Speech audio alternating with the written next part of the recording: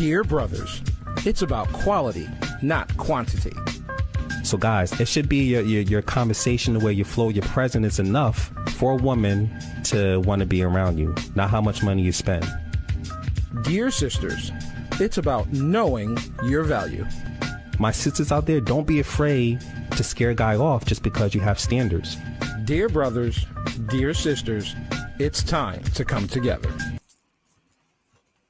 Hello, hello, hello, hello. Hello, gorgeous. Look at my girl Natia, looking so beautiful. Thank you. Happy New Year. I mean, I know we 23 days in, but it's still the new year. It's Happy New Year. How are you?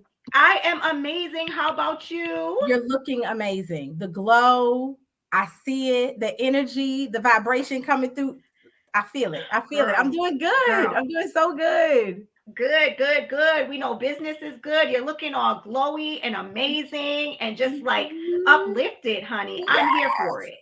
Listen, all of it. I'm showing up for all of it tonight. Okay. All of it. We're not leaving nothing on the table this year, 2022. None of it. Because this not year, one thing. I claim this year as the year of self-mastery. I got to shout out to my sister, Alicia Shy, who taught me that. And I said, you know what? I am about to master everything. Natima this year. Like, so yeah. That's it. That's what this glow is. That's what that glow is. And I'm here for it. I'm rooting for you, sis. Thank you. So we are excited. This is number 3 of the Queens takeover. Listen, triple threat coming through. Okay. Yes. 3 times. Man. So I'm excited about the topics that we're talking tonight. I know you're excited about the topics that we're talking about tonight, but we have so many people to bring on. But before we do that, we just want to shout out to Regina King losing her son. That is a terrible tragedy, guys. Mental health is real. I mean, we really need to start as a people not being ashamed of seeking help if we need it. Seriously. Like, you know, it's one of those things where we were kind of all taught to kind of like keep your business in the house. But sometimes it's better to let that business out and seek, you know, as much help as you can. So we just send our prayers out to her. We know that you all are sending your prayers out to her because the worst thing has to be to bury a child before yourself, you know. So definitely, you know. definitely saving space for her, sending love and, you know, positive vibes. Like you said, as a mother, I could not even imagine. I couldn't imagine, you know. And I was watching all the videos circulating, compilations of every award show, every interview. She is sending her baby boy love. She is talking about how much he fills her up and the light of her life. And so I just, you know, like you said, it's just a special prayer for her, for her strength. I just can't even imagine. And I really hope that as a society, as a community, we do the right thing and give her her space. I feel like when it's celebrities, we just feel entitled to be all in the business, all on their Instagram. She needs space right now. She don't need a bunch of, you know what I'm saying? So I really hope we take responsibility and say, you know what, that's one of ours.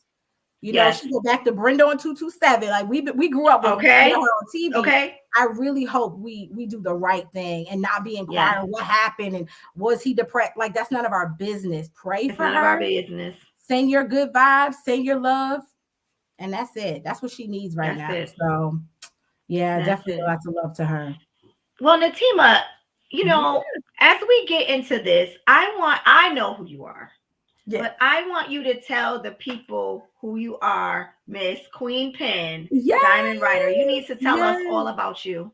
Oh, thank you, sis, for the opportunity. First off, got to shout out my brothers. You know, I love giving love to Mel and Carl for sharing this platform. Y'all let us come up in here 3 times. Like we took over.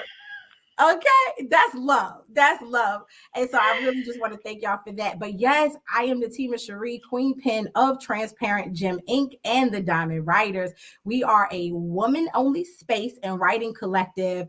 We push out anthologies, poetry books, self-help books. We do a blog. We actually just got acquired to do a column for a magazine, Full Bloom magazine. Really excited about that column that we're going to be doing called The Hustle and Shine. And then, of course, we have a podcast, Hustle and Shine as well. You know, my passion is helping women tell their stories. And so it was birthed out of a need. I needed women that had a passion for influencing and storytelling. And so I reached out to a friend who reached out to a friend, and then this was birthed. Our growth is so tremendous, sis. I'm like trying to get my arms around it and stuff falling out the when you submit your will to God and you say, God, this is what I desire to use my gifts, my talents for your glory, he is going to do that thing. He is going to do it. And so that's literally the space and the energy I'm in, just watching things manifest, watching the fruit of my labor, watching the things I've worked for, prayed for, asked for, sacrificed for, coming to fruition. And just to be able to connect with you and some of the other women on here is, sis, I'm so ready. When Mel was like, oh, we got Tanisha the professor, we got Gianni the motivator, we got Ivy, you know what I'm saying, the dope vibe distributor, and we got the new one coming in. I said, sign me up. I was sick of everything. I was like, let me pull it together. I'm going. I'm going. Yes. I love it. I love every bit of it. Yes. Well, I can't wait to get started today. And I'm just going to let the people know a little bit. I am Tanisha Levon. I have a master's in metaphysics. And basically, all that means is that spirituality has always been here, but now science is catching up to it. That's it. So the things that we know spiritually, science has caught up. It has blended together. Now it adds quantum physics, neurophysics, neuroscientists, and all of those things are added together. And you basically become a manifestation king or queen. That's how that works. So that is what it's all about. I have my podcast and my group, The Divine Feminine. My podcast, Love Therapies. And this all just started as a journey for me in 2010 from my own healing. I've always wanted to help women, empower women, teach women, because I was taught, you know, and I was always giving homage to the people that taught me. So it almost seemed to do myself a disservice to have all of this information and then hoard it for myself. Wow. So it has always been just a dream, an idea of mine, just to help anybody out here that needs help and can't pull it all together for themselves, you know? So that's where we're at. So let's get ready to bring on this first guest.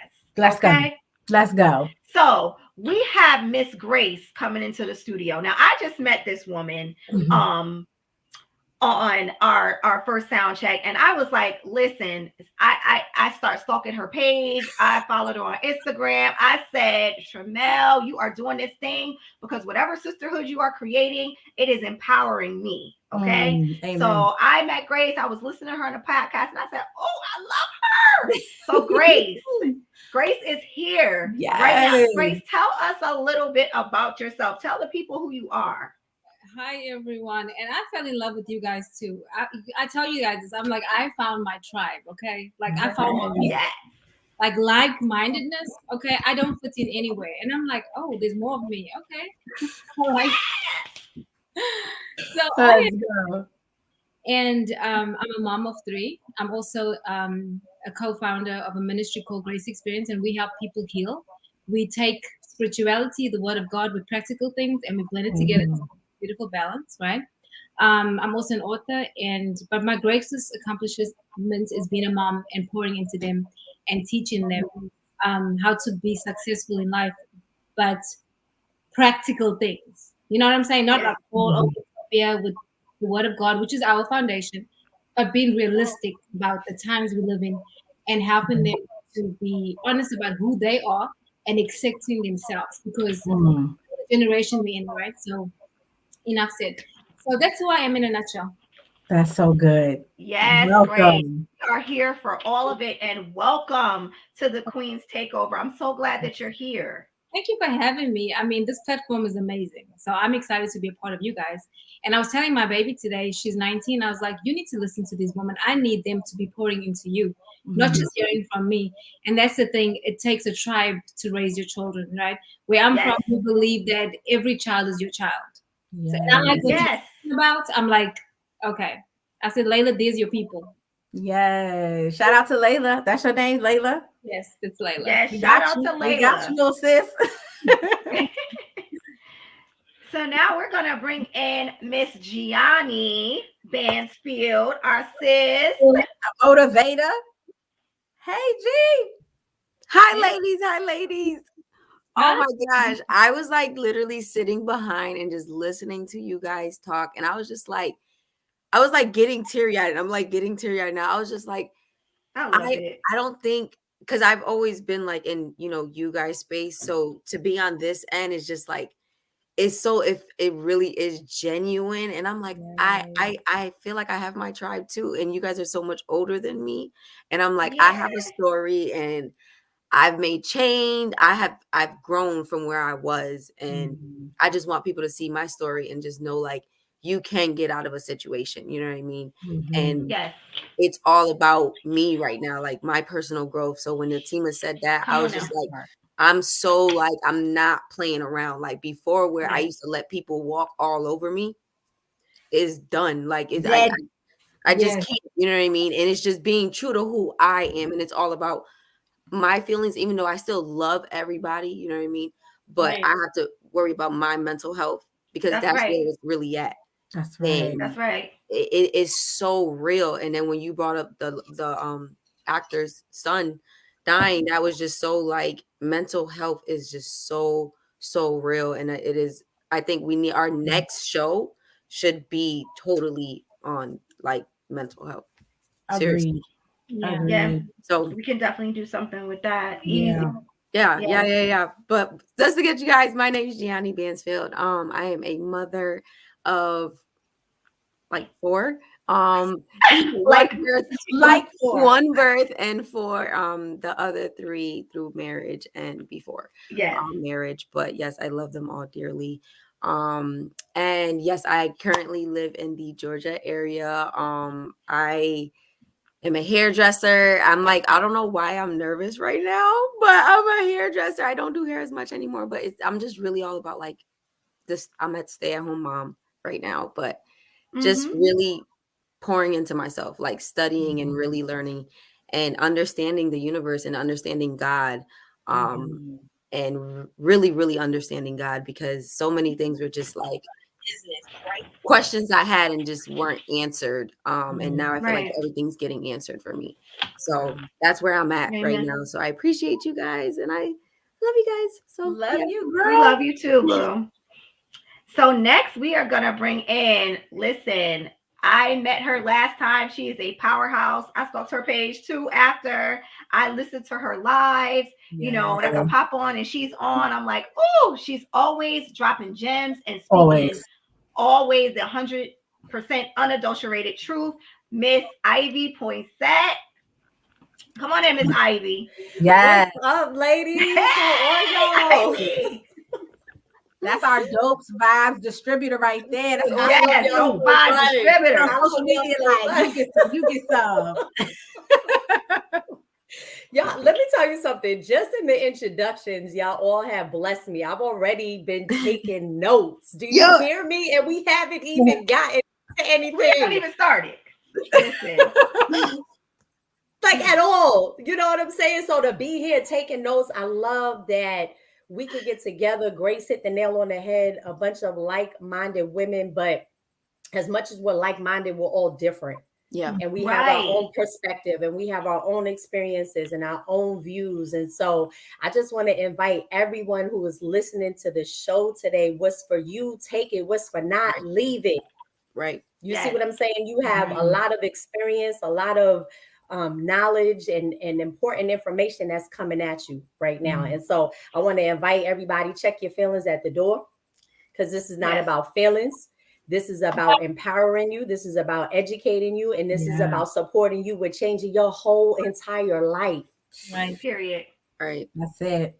Yeah. So with that, Ivy, I just want to like piggyback, listen, what we are talking about tonight is it's not an easy topic. And especially not an easy topic to hear from women.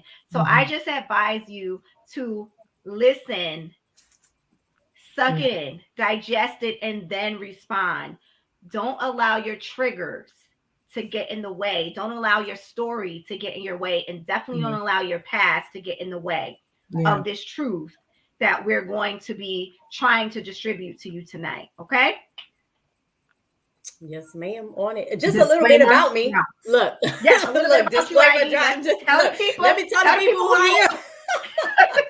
So I am a proud Army wife. I'm a mom to 2 small littles. I have an amazing bonus son who is getting ready to graduate high school and enter into college. My mission in life, my purpose right now is to empower other people and educate them and support them with going from where they are, frustration, lack, overwhelm, and moving into a space of abundance where you get to live peacefully, joyfully, and abundantly in every single area of your life, no matter what's going on around you. Right. Envision yourself being that peace, that calm, that stillness. That's good. That's what this is about. It's about really putting ourselves in a position to be, not do, not get, but to be. That part. Yeah. That's good. I'm excited. That's good. Like she came on the show like, and boom. I can't even see it, but to be. Boom. Like, and that part, right.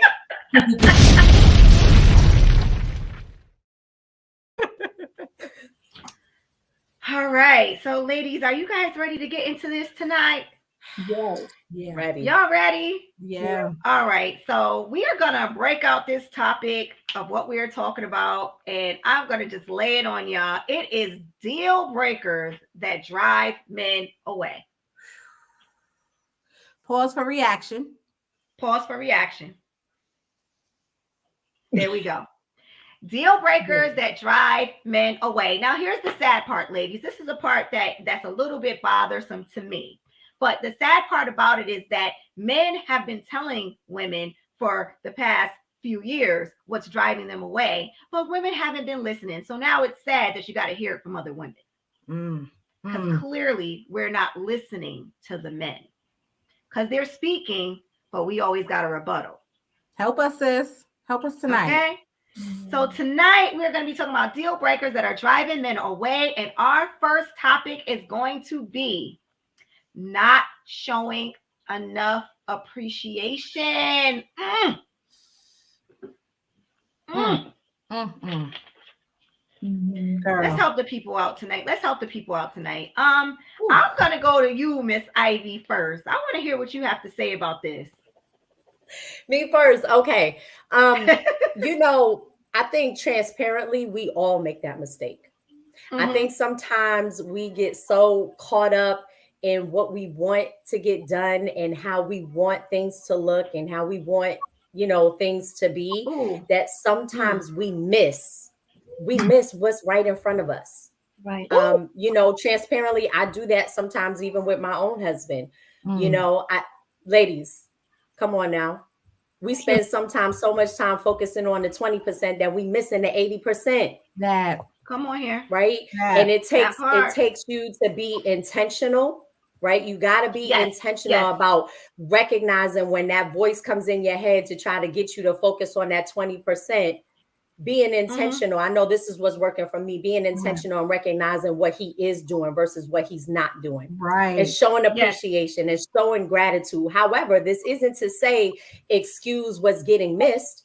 If what's getting missed is something that's important to you, then let's sit down and have a conversation about it.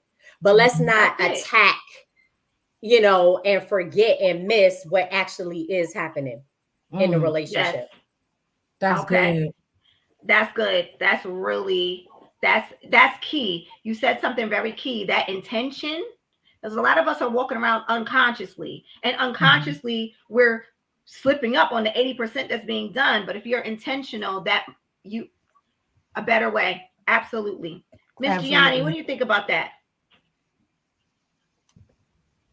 I definitely agree with being intentional. Like Ivy said, we have to just live life with intention, honestly, with everything that we do. As much as I feel like a lot of us aimlessly go through life and don't even have a plan for the next day. You know what I mean? Right. So that right there is really, really important. Another thing is when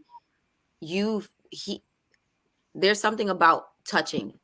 If you just take your mate and just look at them and say, hey, I did the laundry and I asked you to take it out and put it on the bed, but you didn't do it.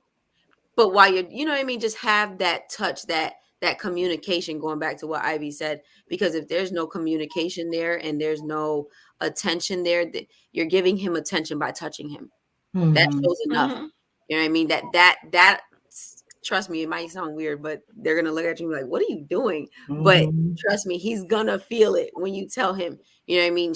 That right there is just showing a little bit of love. So there's nothing wrong. And I feel like sometimes we are in our own feelings, you know what I mean? And always saying like, how are we supposed to know what is he gonna like? How is he supposed to know that something's wrong with me? Right. You know what I mean? If you don't say something, you got to say something, because we're always in our own minds. What do they say? I think they say we have like 60,000 or 70,000 thoughts a day. So, you know what I mean? But I definitely feel like energy says a lot too. So, if you're really in tune to energy, I think your energy will definitely tell your husband that you want attention. Come on, like we're grown. So that's what I have to say. Right. All right, Miss Gianni.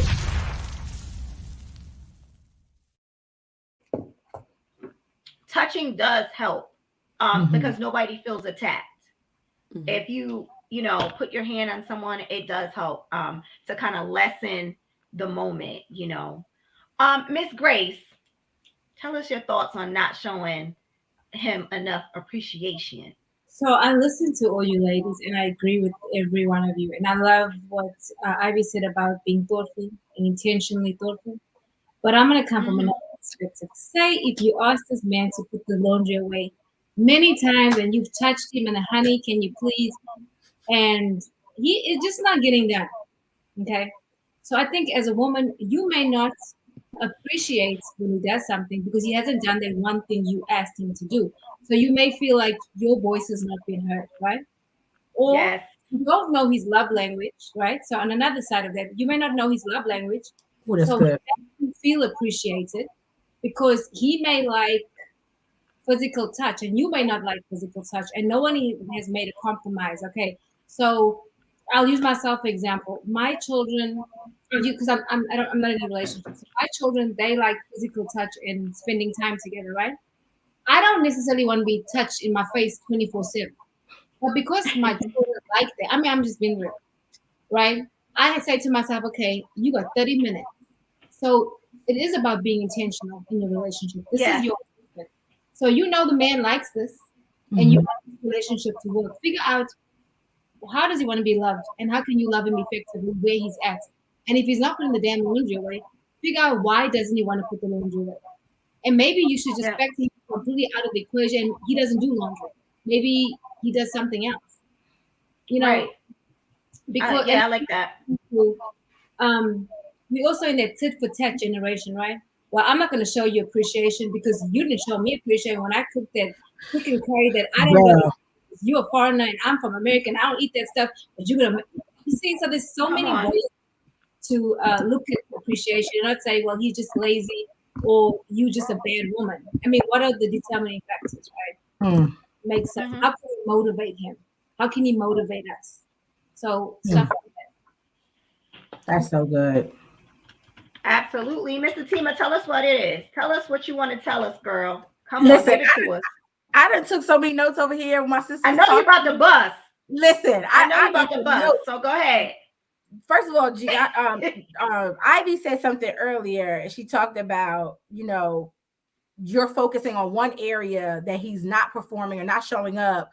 And I thought about that, and I said, looking at myself, I know from my relationship, my husband wasn't doing things in other areas because I wasn't showing appreciation in the areas he was performing consistently. So his thing is, I'm not about to start doing this now. Like, I'm taking the cars for oil change. You jumping in your car like that's what you're supposed to get. That entitlement is what throws a lot of women off, and it kills that gratitude because you feel entitled in a relationship. Like, well, you know what I'm saying? You giving the hot box every night. That's not enough, sis. He needs to hear the words, thank you. I appreciate you. Thank you for this. Thank you for that. Like on my busy days, husband takes the kids to school. Listen, Thank you. Because that's a whole morning that I'm not dealing with a commute. I'm not dealing with chaos, that I get to be at peace to focus on my day. That's worth gratitude. Yes. And so 2 things I just wanted to quickly share that Gianni prompted and then Grace prompted me to write down is don't fake it, sis. Don't fake your gratitude. Don't fake your appreciation, because he gonna know. He gonna feel that thing. And he's gonna be like, you know what, this energy is faux. He not gonna fall for it. And then when you can't get him to do something, or he's taking his time to do it, it's because you weren't genuine in appreciating. And the other thing is, don't wait for him to act first. Speak about what you appreciate and watch him go do. I'll be like, you know what, babe? I really like when you clean the kitchen on the nights that I cooked. You do? Oh, okay. And he running to clean that kitchen the next time, because I gave him something to motivate him. I spoke about what he does before him doing it. And so now he's doing it because I done spoke that thing. And my husband's like, oh, she appreciates this. You know what I'm saying? And your appreciation don't always have to be verbal. Like like Gianni said, put on some heels and a sexy dress and just walk past them a few times. Why you look like that tonight, babe? Because I appreciate you. That's it. You know what your man like and do what your man like. Appreciate. So I'm saying. That's my sister's prompted that. I had to share that real quick.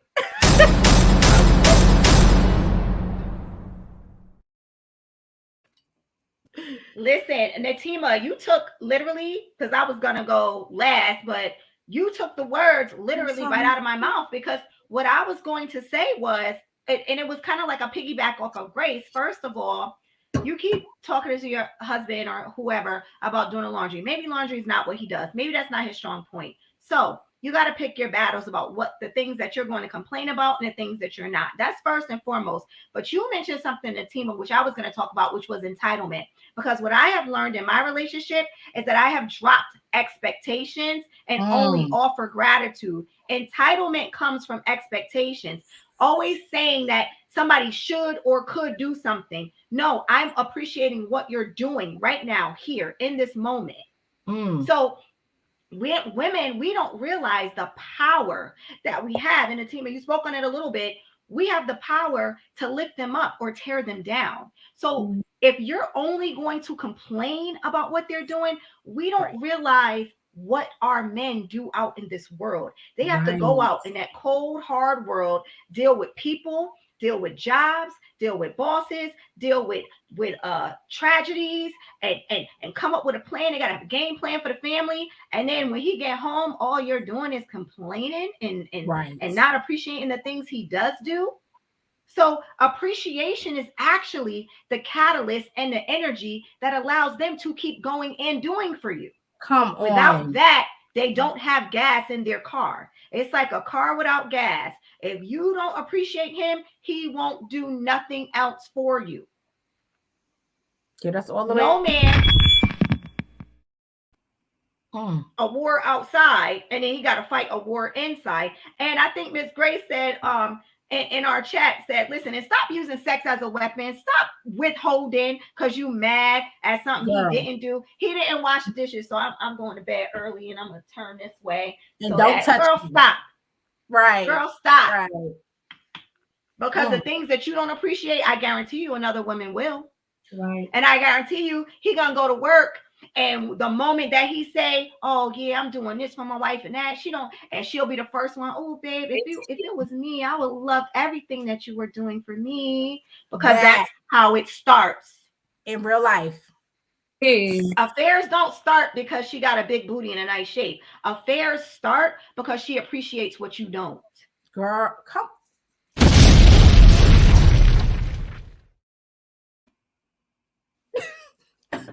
And she said, okay. And she said, my wine. My wine. I can't. Oh, yeah. We need it. We need it. We have some comments. Yes. Come on, Natima. Tell us what the people saying.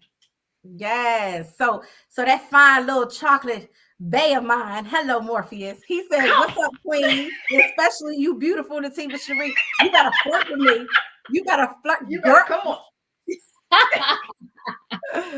We have a Facebook user that says, yep, my mom always said that. For serious combos, touch can make a huge difference. Absolutely. Morpheus says, be as intentional at expressing your appreciation as you are with your dissatisfaction. Be vocal about it. Be vocal about it. Be direct. Be consistent in making your love a verb. You better turn that into action. You better come on here. Period. Facebook user says the hot box is not a reward. Look. Okay, come on. Look. It's not. Blow that up, like that, make that bigger. Okay. Another Facebook user says, we don't want battle our queens on the home front. Exactly. Yes. Yep. And then Morpheus Speaks says, especially Black men. Yes. Facts. Yes. Those are facts. We have another Facebook user that says, appreciate me and I'll see you get the world. Facts. Come on. That is so true. Morpheus says, and let that man wake up and realize for himself he can do better. Don't ask me how I know, and I did. Period. That's my chocolate drop right there. That thing be taking me out of focus. I be forgetting what we chatting about. Woo. I want to say something real quick about that hot box. So I'm pretty young, I guess. But I remember hearing something when I was a lot younger, and my cousin had said, she's 10 years older than me, and she said, when you find that person, and she said your sex is just going to be on a whole nother level, like the experience, right?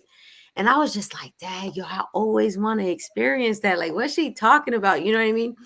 And I'm not going to lie, like being in my marriage, like we could go, whatever we go distance wise or whatever we do, but the experience is like an experience of like no other when you're deeply in love. Yeah, the connection. You know what I mean? It's just like, whoa. At least that's how I take it. I don't know if anybody else has, but I feel like before, you know what I mean? I think a lot of people just kind of have sex. You know what I mean? Just to have sex. Where there's just no appreciation behind that. Right. And it's just like, no, I appreciate you. I love you. So, but that's all I had to say about that. That's good. That's amazing. And it's so true. It's so true. Connection is everything. I mean, sex is nothing but a physical act without connection. Right. So, and it's a positive though. I think a lot of people take it as a negative sometimes. Yeah. You can express it. All right. So we are going to get ready to go to a quick commercial break before we pivot on to our next topic. Come right back.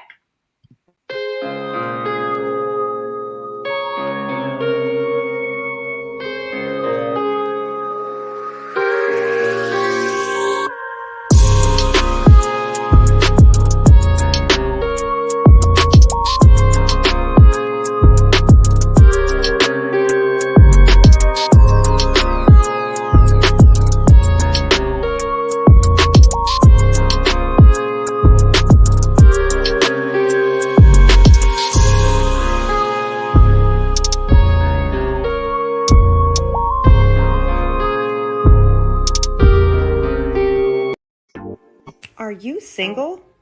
Do you know about DBDSsingles.com? Are you ready to meet a quality man or classy woman? The DBDS brothers want you to know that love and loyalty still exists. So if you're ready to meet relationship-ready people, sign up today at DBDSsingles.com. Let's make love and loyalty dope again. We are back. We are about to jump right into this second topic. And this one's a good one. I think this is something that we all need to sit and let resonate. And this topic is showing inconsideration for his masculine drive. Yeah, this is a good one. This is a good one. Grace, tell me what you're taking from that. Showing inconsideration. Yeah, when I read that, I'm looking at competition. When you don't take consideration is masculine drive. Like we competition. Like we both want to lead. We can't both lead. Okay. So because in my household, I would live in a marriage that's led by biblical principles because that's my foundation, right? Mm-hmm. I think that standard for man and wife is what is the most successful from what I've seen, right? Because in my experience, my marriage didn't work because it was not something in my house. Even though I grew up in a household where I saw that, and my siblings do that, but my household wasn't like that because my ex wasn't in his household. They weren't raised like that, so someone didn't teach him how to lead. And the thing of it is being in this village, right? Because I'm used to, like, in my culture, when you get married, the mothers come and they'll say, hey, you're not getting married. These are the things you have to do. This is how you take care of your husband. And you actually go through really a training. But I think that's common nowadays, right? All you see is this tit for tat and feeling like you have to have the last word, even if it's And I tell people, he's not your enemy. See, I can say that because I remember my experience. And when I only learned these things afterwards, because I was in that environment, of course, he's not my competition. We are not enemies. We're working on a common goal that is to raise our kids and for us to both grow. Well, supposedly, that's how it's supposed to be, right?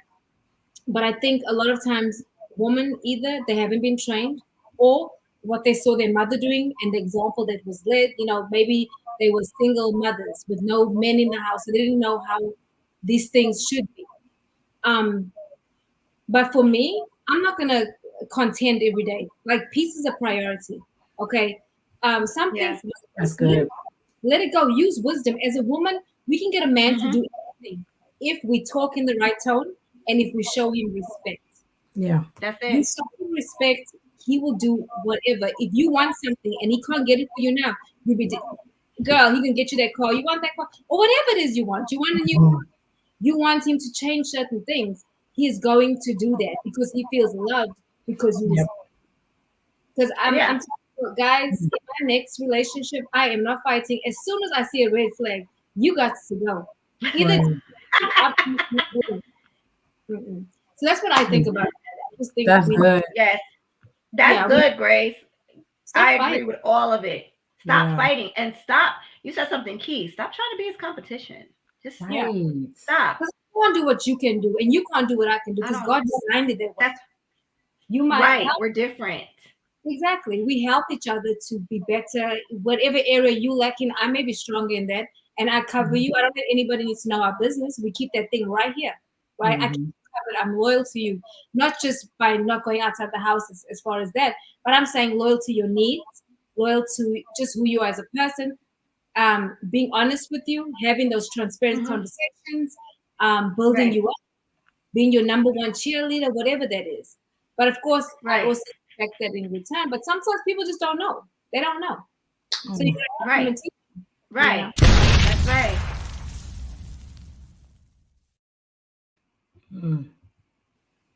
Ivy. That's good. Tell us what you got from that. Because I know you got a different perspective, girl, and I love yours too. But you know what? I was sitting here listening to Grace talk, and man, there's a lot that we can unpack here. Yes, it is. That's why I'm waiting. Yes. Yeah. I mean, there's so much to unpack here. Okay. So for me, my perspective, let's camp. Okay. So one of the perspectives that I had, which is a little bit different than Grace's perspective, but I love her perspective and I respect it. My perspective was a lot of times we as women, we get caught up with our needs and what it is that we want from our men, that we don't respect and honor their hustle, their drive, their grit, and their grind. Right? Yes. And so a lot of times we're in their ear, well, you ain't never home, or why you got to do this, or why are you doing that? But at the same time, we also expect that he's a provider and that he's taking care of home and that he's paying the mortgage and paying the car note and taking care of the car insurance. There gets to be a balance. Right. Right. You can't say that you want these nice things or you want to be taken care of, and then turn around in the same breath and be upset that he's out here doing what needs to be done to be that provider as well. You know what I'm saying? And so Yeah. You know, we get to respect and consider, like, you know what? I recognize that right now he's on his grind. He's doing what he needs to do to take care of the family, you know. And here's the thing, ladies, you should be so focused on your own grind and so focused on becoming your whole best self. You don't even have time to pay attention if he's out there grinding and hustling and getting after it. Okay. Because you're busy. Okay. Y'all both should be trying to figure out how you both fitting on each other's calendars. Okay. You obviously have too much time on your hands if you're not considering, you know, his masculine drive. And, you know, he's out here taking care and providing, you know. On the flip side, more to Grace's point, is as women, I find that a lot of times, especially in our community, unfortunately, a lot of us didn't grow up with a positive male role model. That part. A lot of us didn't grow up and really be able to understand and develop a true, deep respect for men. Because we didn't have men in our lives that we respected as we were growing up. And so we saw our moms be the mom, be the dad, be all the things. And now we get in these relationships with men and we coming at them like they the daddy that left. Right. Respects. That's not gonna work. One of the things about a man is that he needs to know that he's needed and that he's respected.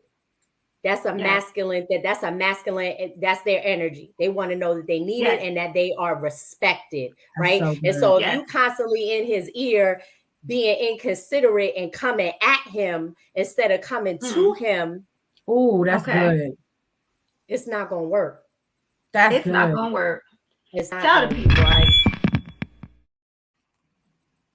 That's right. So those are the two perspectives that I got on, you know, us showing consideration. I'm sorry. I love it. I had to get that down. I love it. Don't be coming at him. You better come to him. Let me tell you, look, you better come to him. I'm gonna use that one tonight, but Dave, I'm coming to you, not at you. Okay. Not at you. So good. That is so good. But look, I had to write that down too. That was so good. But I have to keep it going because my perspective really aligns in terms of respect. I believe inconsideration is literally the lack of care and the lack of respect. When you don't consider anybody, let alone the man that you say you love or you with or whatever. I got 2 points in particular about how women, where it shows up that women are not considering his masculine drive or being inconsiderate of his masculine drive. And that's expecting him to do it your way. That's the feminine way. So you all irritated and upset because he didn't do it your way. That's not his energy. That's not how his mind works. He's more logical. So he's going to execute in the way that makes sense to him. Focus on the outcome, not the process, not the method. Right. Focus on the outcome. Did he accomplish that thing? Did he get it done? And that's what you need, because now you upset, you hot and bothered, you angry, all because he didn't take the steps that you thought he should have, instead of focusing on, but he got it done. Like that. And that's where you miss your opportunity to appreciate that man. And the other thing I wanted to say is, like, you know, we have the tendency, and I say we because I've been in this place before, where I looked at his effort or his drive, you know what I'm saying? And I didn't see it as like as good as mine. You know what I'm saying? Instead of seeing it different from mine, I looked at it as less than mine. And it was, and it began to show. It began to show up in the relationship. And lastly, women, I gotta go here. Mel may not ever invite me back, but I gotta go here real quick. You can't appreciate and consider what other men are doing outside your relationship when your own man is doing the same things and you're inconsiderate of it. I see this all the time. Women will compare their relationship to what they homegirl man do, what they co-worker's husband do, and your husband's doing the exact same thing. But because it's not executed the way you want, it's not all over social media the way you want, you don't feel like it has any value. I have a girlfriend who, you know, she's posting all of these pictures of these gifts from this man and all of this. And it was like, you never really post nothing from Morpheus. I'm like, oh, the things he does for me it's not Insta ready. It ain't they for me. Because they for me. Because they for me, and they don't need to be on there. That's not, you know what I'm saying? That doesn't validate what he and I have. And so I definitely want to help the women stop doing that. Right. Stop bragging and championing and celebrating and praising what the man outside your relationship doing, and the very man that you're with is doing the same things, and you just don't consider that. You are in.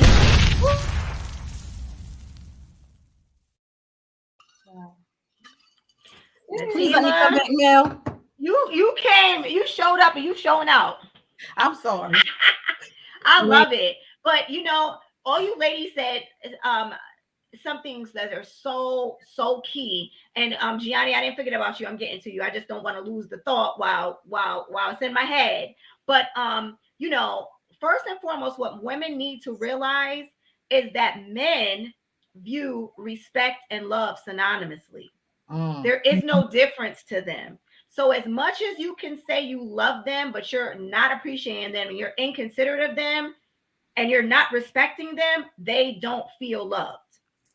Right. So you can say it, you can, honey, I love you. And they like, yeah. All right. And another thing about the inconsideration, and Tima, you actually said it, which I don't have to say it, but wanting them to do it your way. Right. And you said something, you said, trust the outcome, not the process. Now, we as women, we feel like we are the more emotionally intelligent beings because we kind of are, but their way works for them, and it always has worked for them. So there's sometimes we need to sit down and shut up. If I say, listen, my son is acting up in school. Now, he might have a way that he's going to deal with that. And then he tells me the way, and I'm like, oh, I don't like it that way. Well, your way's not working. So you have to sometimes take the back seat, let his masculinity show up. And please, another thing, stop telling these grown men what to do and how to do it. Like, this man is grown and he could live his whole life without you before he met you. We are enhancements. We're not meant to change the course of the railroad. We're just the enhancement. That's it. So for us to be, I can't stand it. I be in a car with people and why you go this way? What? Girl, are we going to get there or not? Are we going to get there the same way? Who cares if he took the Merit or if he took Route 10 or if he took a back road? Who cares? Are we going to get there? Yes, then shut up.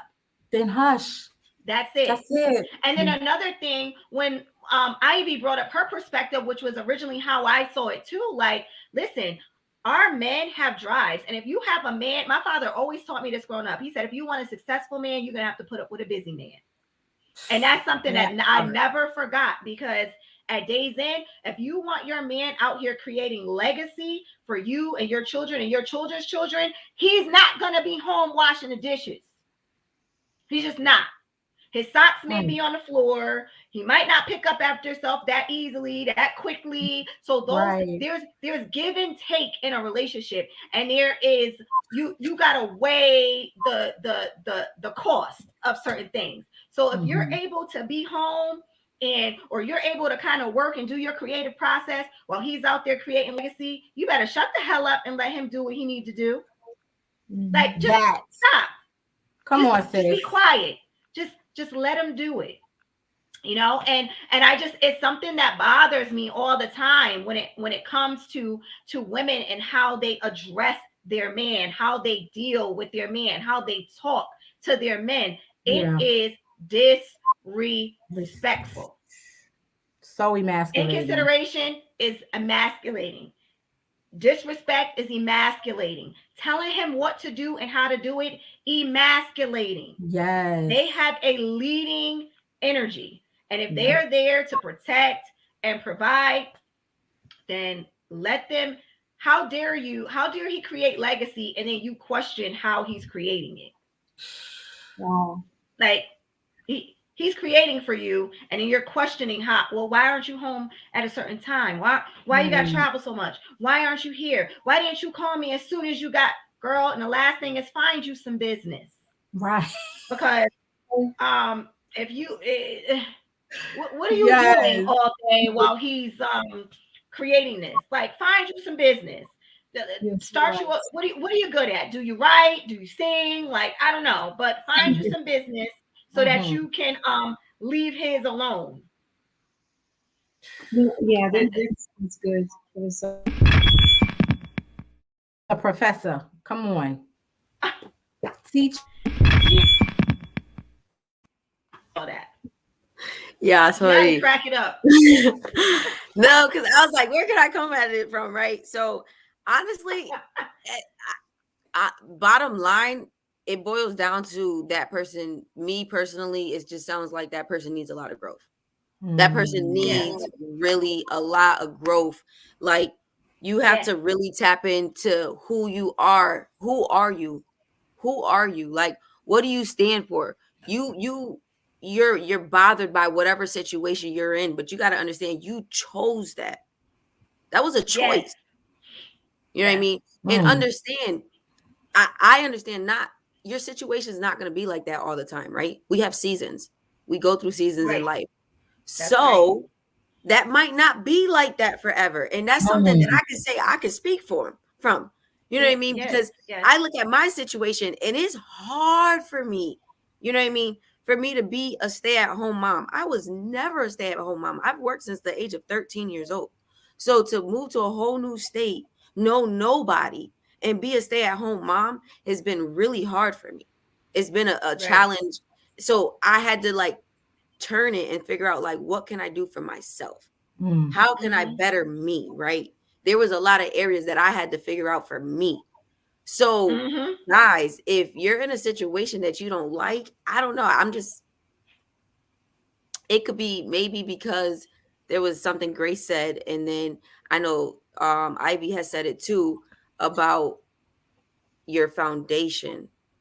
Maybe that man, because I know Ivy brought it from a woman's perspective, maybe that man didn't have the right foundation and he wasn't able to give you what he didn't have. He was trying to figure his way out. And men or they say, find themselves later on in life in their 30s, you know what I mean? So I've been there. I've been where I've talked to, you know, but out of just trying to get him to be somewhere I wanted him to be. And he just wasn't right. You know what I'm saying? He wasn't right.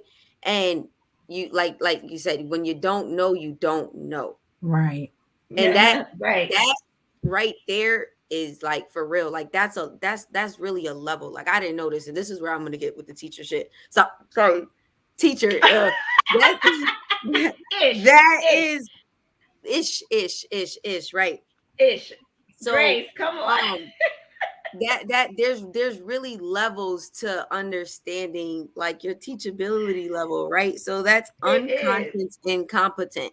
When you don't know, you don't know. And most of us, or the masses, they say, I'm not going to consider myself the most anymore, but when you don't know, you don't know. So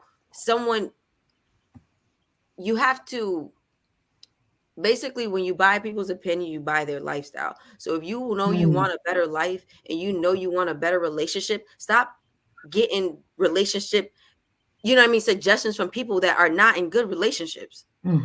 Seriously. Like, everybody here has been through relationships. They've had their experiences, and if they're giving them to you and I'm just saying, because you guys, I'm just experiencing and just listening to you guys and really just putting these notes down, because like I said, I'm the youngest, but I'm listening and learning from all of you guys, because it's just seeing how much I've come from my space, because I remember being in a space of that,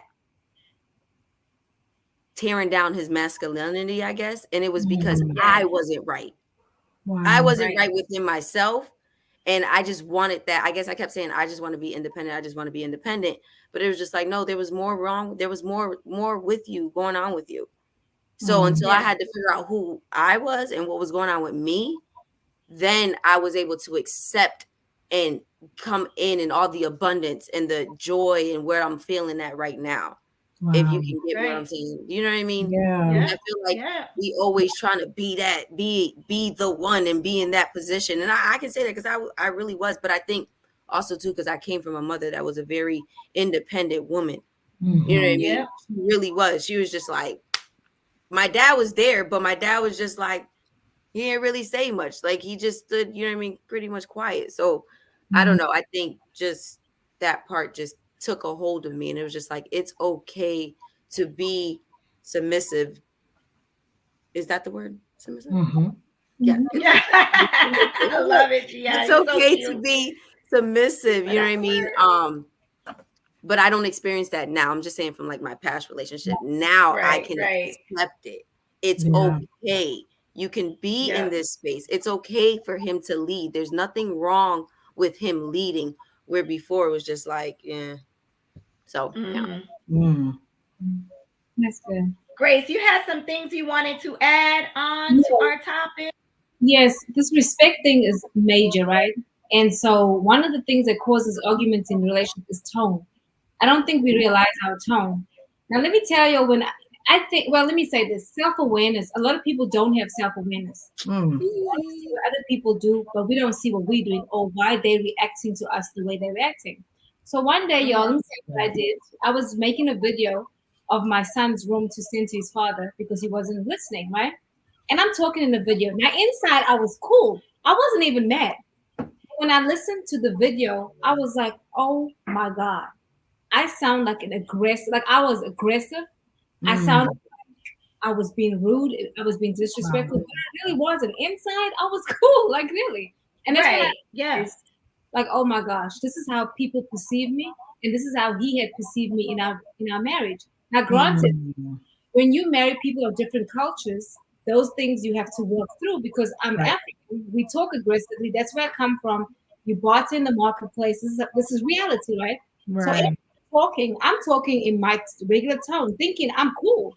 But what are they hearing? What is your husband hearing? What are the men hearing? Like when you're sounding aggressive like that. So you have to be so careful of how you say things and have that self-awareness and shut up. Yes. Shut up. We don't look at body language. Right. Automatically assume they're gonna say something or do something because we are very perceptive as women, right? And we never wrong, right? So we misread it. We do, and what's the tone? And I was like, that was one of the major lessons I learned. I was like, oh girl, you're gonna have to back. Keep it like a smile. Like I would learn in management when I was in corporate. They would tell me keep a soft smile on your lips, and I'm like, why? Like I'm listening because I'm always frowned up. They said because it looks like you've been aggressive. But I don't smile like I'm crazy. But that's another topic. But I'm just saying, like tone. We need to be conscious of the tone and the sound. So that's what I think. That's good. You know what? I thought about something that that women it's natural to us to mother, and a lot of times the way we talk and the tone is a mothering tone. And the tone can be condescending, but here's what happens in that cycle of talking to them like that with the mothering or just being aggressive in the way that you're saying things and not being self-aware, like you said, is if your man is your masculine protection, once you start to talk like that, see, we like to think of men like us, but men are primal. They are very cut and dry. They're very black and white. So when you start to talk to them like that and they feel aggression, immediately the protection that they have for you is now used for themselves. Wow. So it switches, and now you become an enemy and he has to attack you. But he can't fight you because you're a girl and he's a guy. So a lot of times what we don't realize is that men have a tendency, they just walk away. Oh, that's good. Or they dead us, or they don't answer the phone no more. Or now you sending 30 texts and he didn't answer one of them. And that's because they have to walk away. Because if it was a man that talked to them the way that you did, see, men are smart, baby. That's a fight. That's not, they're not taking that lightly. Men are ready to go to war and die for respect. That's what they do.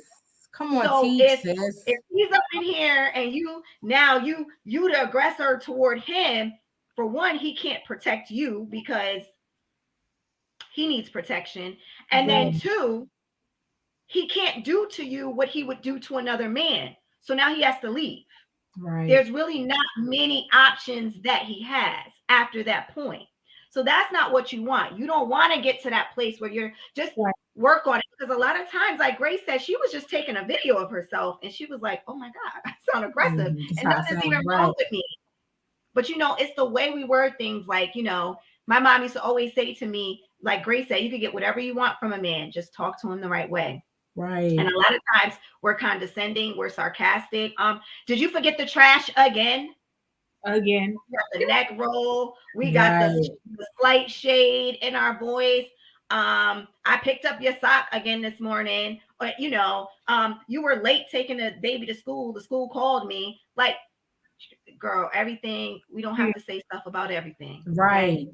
Some stuff we could pack on in and just say, listen, all right, we'll take one for the team. But again, we don't realize what we're dealing with. We're dealing with innate primal animals.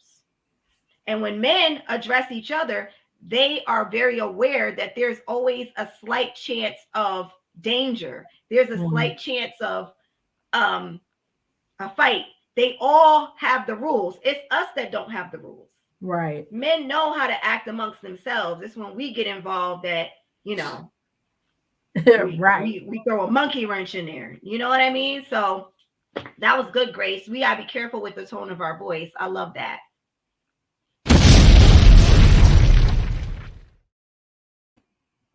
Natima, I think we have some comments. Yes, ma'am. Yes, we do. Comments is popping. Jermaine Lowry says, amen. Yes, brother. Let the church say amen. Let the church say amen.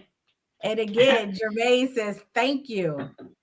Our pleasure, King. We got y'all back. Morpheus says, we training is mandatory to drive. Car training is mandatory for the most menial of jobs, but so many of us go our whole lives without any training. What's in love and leadership, and wonder why we can't get a relationship to work. That part. Jermaine Lowry says, talk that ish. we out here tonight, bro. We out here. Carl says, stop competing with your husband. Those facts. Come on, Carl. Jermaine says, this can't be real. I'm sorry. No, it's real, bro. 5 ladies on here. Real, we champion for the Kings. Yes, we are. This is real. Absolutely. Carl says, keep nagging him and he will stay at work. Yes, he will. Those are facts. Morpheus says, that's a fact.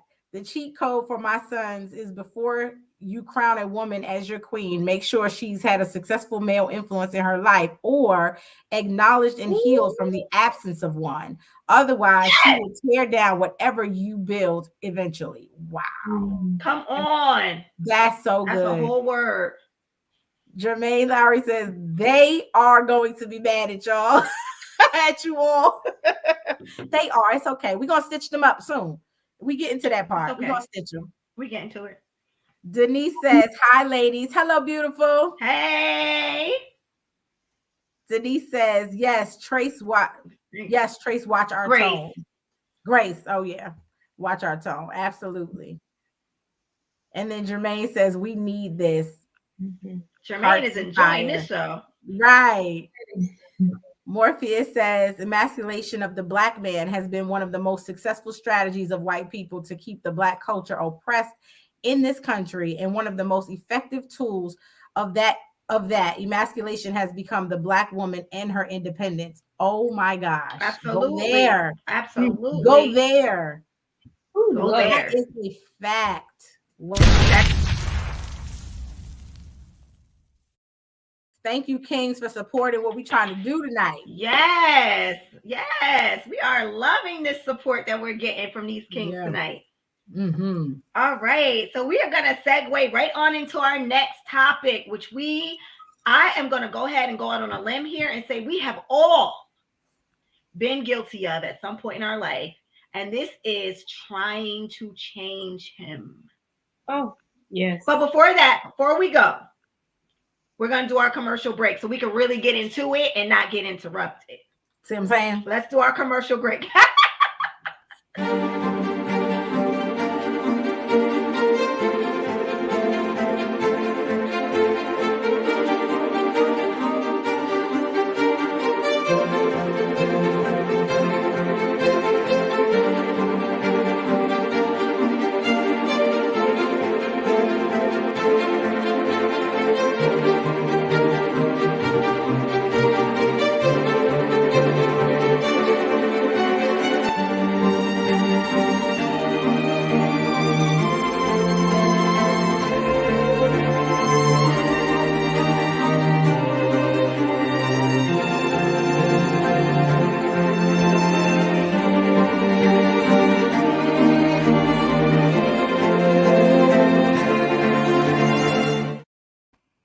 If you would like to learn how to establish and maintain long-term meaningful relationships, join DBDS University today. You will learn about interpersonal relationships, first date tips, the relationship zones, emotional intelligence, and more. I want to say thank you to my big brothers, Mel and Mo, for creating the DBDS University with the live, the book, the website. It's helped me so much grow as an individual.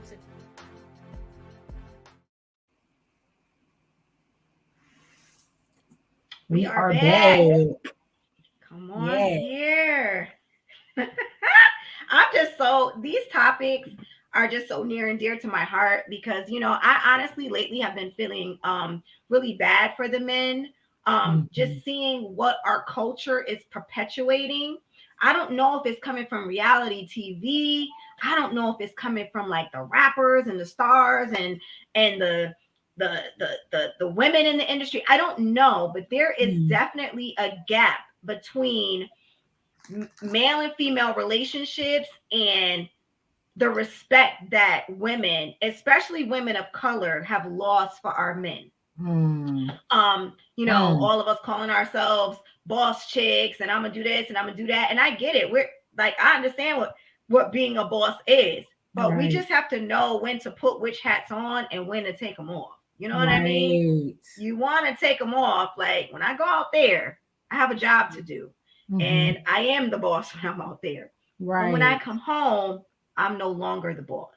And I think we don't know when to switch our hats sometimes. And, they've been trying to tell us for a long time what they require. And for whatever reason, we ain't listening. We're coming up against it, and I'm not sure why. So I'm really excited about these topics tonight. So we're going to segue back. We're going to talk about, like I said before the commercial break, I think we've all been guilty of this. I mean, I've been guilty of it, just trying to change him. I think the biggest part of that is just not actually respecting their position and who they really are in your life. And that probably comes like you change things when you think it needs to be altered or something's wrong with it. Or it needs to be better. You know what I mean? So it's kind of like, ooh, let me add to this. Let me do this. Listen, we are not in a Build-A-Bear workshop. So no Build-A-Babe. Listen, so ladies, we're not marrying potential. So if you feel like you want to change him, that's probably not the man you should be with. You need to go find a man that got the traits that you want. Come on. I mean, because men do not take lightly to you trying to change who they are. We are an assistant. We are a helpmeet. Great. But that help comes with stipulations. He got to ask you for it. Right. You can't just give it. But before I get into it, I'm gonna see Gianni, have you experienced trying to change your man? What do you think about that? How does that speak to you? Very familiar. Definitely. I definitely lived that moment. And I can tell you he changed for the moment. You know what I mean? And I had to learn that the hard way. And it's only for the moment. But what I can say though is everything that I've gone through in those years were, look at them as learning tools.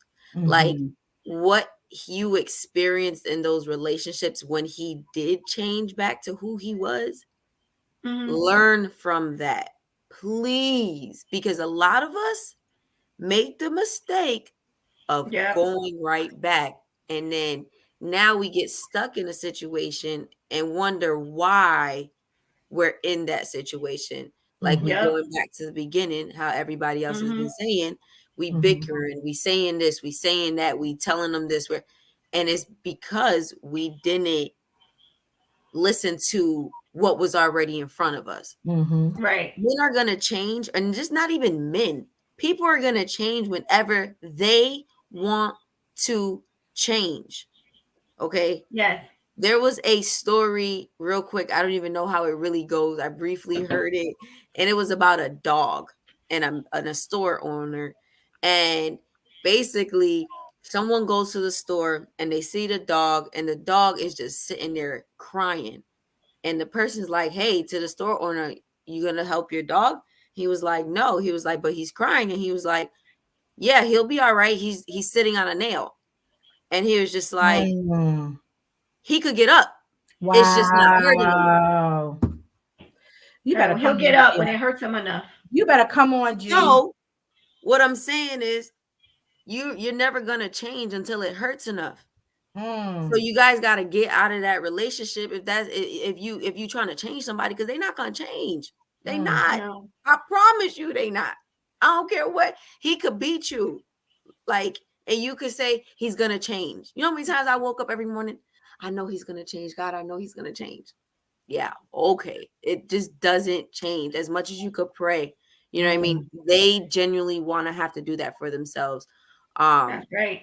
And like I said, you guys, it has to hurt enough, and you don't want years to go by and then you say, wow, I just spent 12 years and just they didn't even change for me. Wow. Because it wasn't about you, it was about them. And if we all can really pick up and love ourselves first, like Carl says all the time, love ourselves first, then we can love somebody else that will appreciate our love. You know what I mean? That will really appreciate it. So yeah, guys, I promise you, like, if you and you know if someone's gonna change or not. You know what I mean? Don't try to change someone. And it's different between changing someone and changing like habits. Like Grace said something earlier about growing together. It's about growing together. You know what I mean? Not you do your thing and I do my thing. We go in the mall and you go do your thing, and you sometimes, and I had to learn that too. Sometimes I'd be like, no, you go do your thing, we go do my thing, and I'll do my thing. But then it's just like, no, we came here together. It's okay to shop together. You know? Right. So yeah, there you go, guys.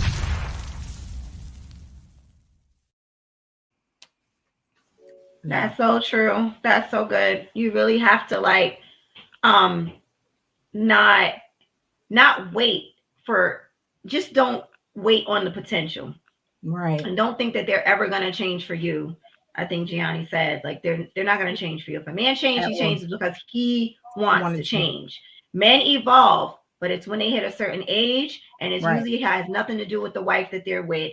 It's just something that happens on the inside of them. Ivy, how does this topic speak to you? Loudly. I know that's right, Ivy. So much here, and I'm gonna preach and get always from the top of the mountain and say all the time, be focused on you, sis. So many what a lot of people don't realize is that the relationships we're in, the people we're in connection with, whether it's an intimate relationship, our friendships, everybody is a mirror. Yeah. Right? Everybody is a mirror, and they are reflecting back to you what's in you. You see, Right. so when you spend so much time trying to focusing on trying to change somebody else, the better question is, okay, what about this person, or what about what he's doing is a reflection of me? Where am I doing this in my own life? Where am I showing up in my life this way? You see what I'm saying? Because I'm gonna tell you, I've made the mistake of trying to change men, and here's the thing, men are very consistent. They are consistent, and they are very what's the word I'm looking for? Even though they may not be vocally transparent, their behaviors are very transparent and always reveal who they are. Right. Yep. Our problem, ladies, is that we don't believe them. For some reason, we choose not to believe what they consistently and repeatedly show us. For some because reason, it don't mean that. Right. For some reason, we seem to think, oh, he just playing. He ain't really. No, girl, he's 100% serious. You're the one with the problem. Right. I can tell you that I 100% have been the one with the problem. He don't got a problem with how he is. Right. He good. He good with how he is. I'm the one with the problem. Right. You see what I'm saying? And so when I started taking that energy and I started focusing it on me, and I started focusing on developing myself and focusing on becoming my whole best self and focusing on my own healing and focusing on my own changing and focusing on my own shifting. Let me tell you what happened, y'all. He decided he wanted to change some things in his life.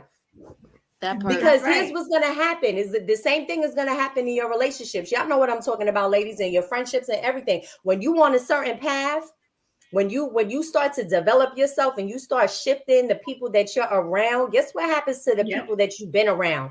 They either going to rise up and level up with you, or they're going to stay where they at, and you're going to end up being so far ahead of them that they just out your life.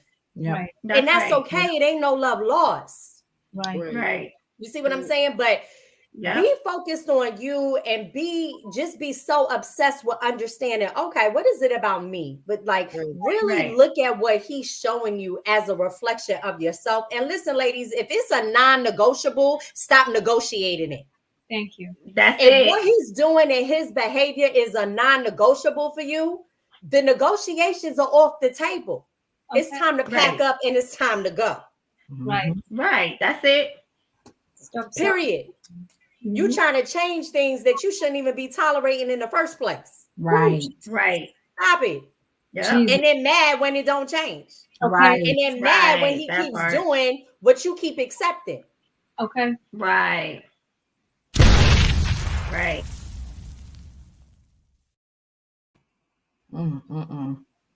So true. I guess that was so good. I'm gonna stop there. Hold on, wait. Okay, because I was like, listen, because Ivy was like going in, like, and it's crazy. It's crazy how we're on the same frequency. Because I promise you, my notes are. I'm talking to myself. I'm telling you, I'm talking to myself because sis been there, done that, could write a book about it. You see what I'm saying? But I'm telling you, ladies, focus on you. Stop focusing on him. Focus on you. Focus on you in the sense of, like I said, your healing, your growth, your everything. I'm telling you what's going to happen. He's going to look at you and he going to be like, if he's your husband and he's for you and he's about you and he's about your marriage, trust me, he don't want to get left. Right. He don't want to get left. He going to do what he need to do. Just get out his ear. Right. Get in your own ear. Right. That's it. Get out his ear. Right. Yeah. That's it. Grace, we're gonna go to you. I love what Ivy said. Focus what do you think on about this topic? I love it. Focus on you. She's right, because a lot of times we don't do our self-work, but we want to change a man. I had a mentor that told me, she's from the Caribbean. She's very blunt and rude, and I love her because she's so blunt, right? She told me, she said, Grace, just admit that you a bitch. You the asshole. That's what she told me. And I was like, but I fell in love with her because she was honest. She never said that to me before, right? I know this. She said it, and I started looking at myself, and she said, when you want to get married again, stop looking at a man and thinking he's going to be perfect because he's not. You got to figure out if you can deal with those things. Are they deal breakers? If they're deal breakers, then move on, right? Don't try to stay there and change him. Now, coming from a single woman perspective, you meet a man, he tells you straight up he wants something casual, but you want to be married. So what do? You self-abandon yourself and you start flexing to what you think he wants. He already told you, baby, he doesn't want to get married. He wants to come and see you and he already said it. But he doesn't want commitment. But you like, baby, I can change you. Once you get with me, you get, that irritates me. Stop trying to change a grown-ass man. For real. He said what he said. Now that he said that, you take your black ass and you move on. He don't want you. That part says. He don't want what you want. You're not gonna wait. See, time is currency. You are not wasting my time. You said what you said. I'm gonna block you as soon as we get off that phone because we don't want the same things. And because I love myself enough. That's it. I'm gonna find Bobby Joe who wants the same things that I want. And in fact, I'm not gonna find him. I'm gonna focus on myself.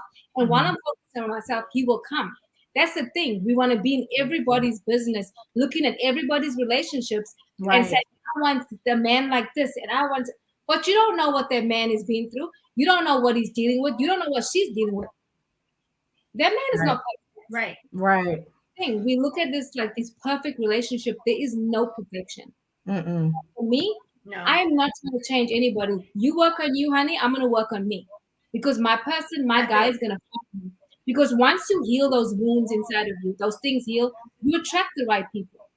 Like I used to attract a certain kind of guy because inside of me was all these wounds and I wasn't healed from these things. And I knew, okay, you don't need to be dating. Sit your ass down, relax, figure yourself out first. What do you want? What do you want? What are you going to put up with? What are you not going to put up with? What is the deal breaker? Can I bring this person around my children? How would he fit in with my family?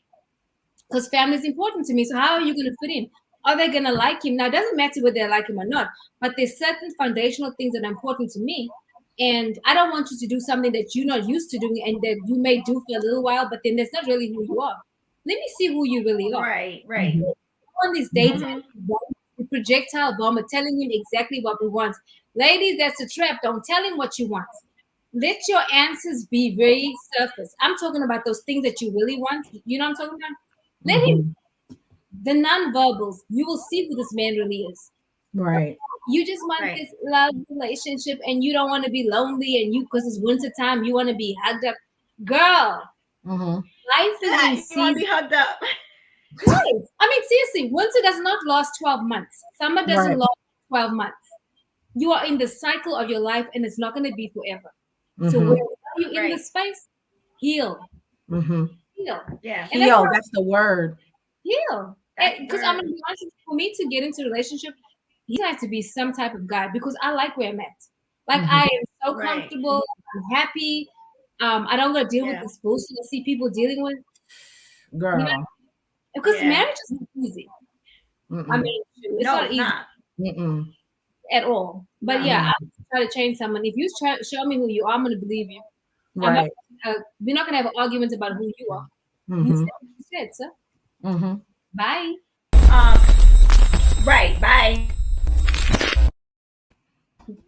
I love that. She said bye.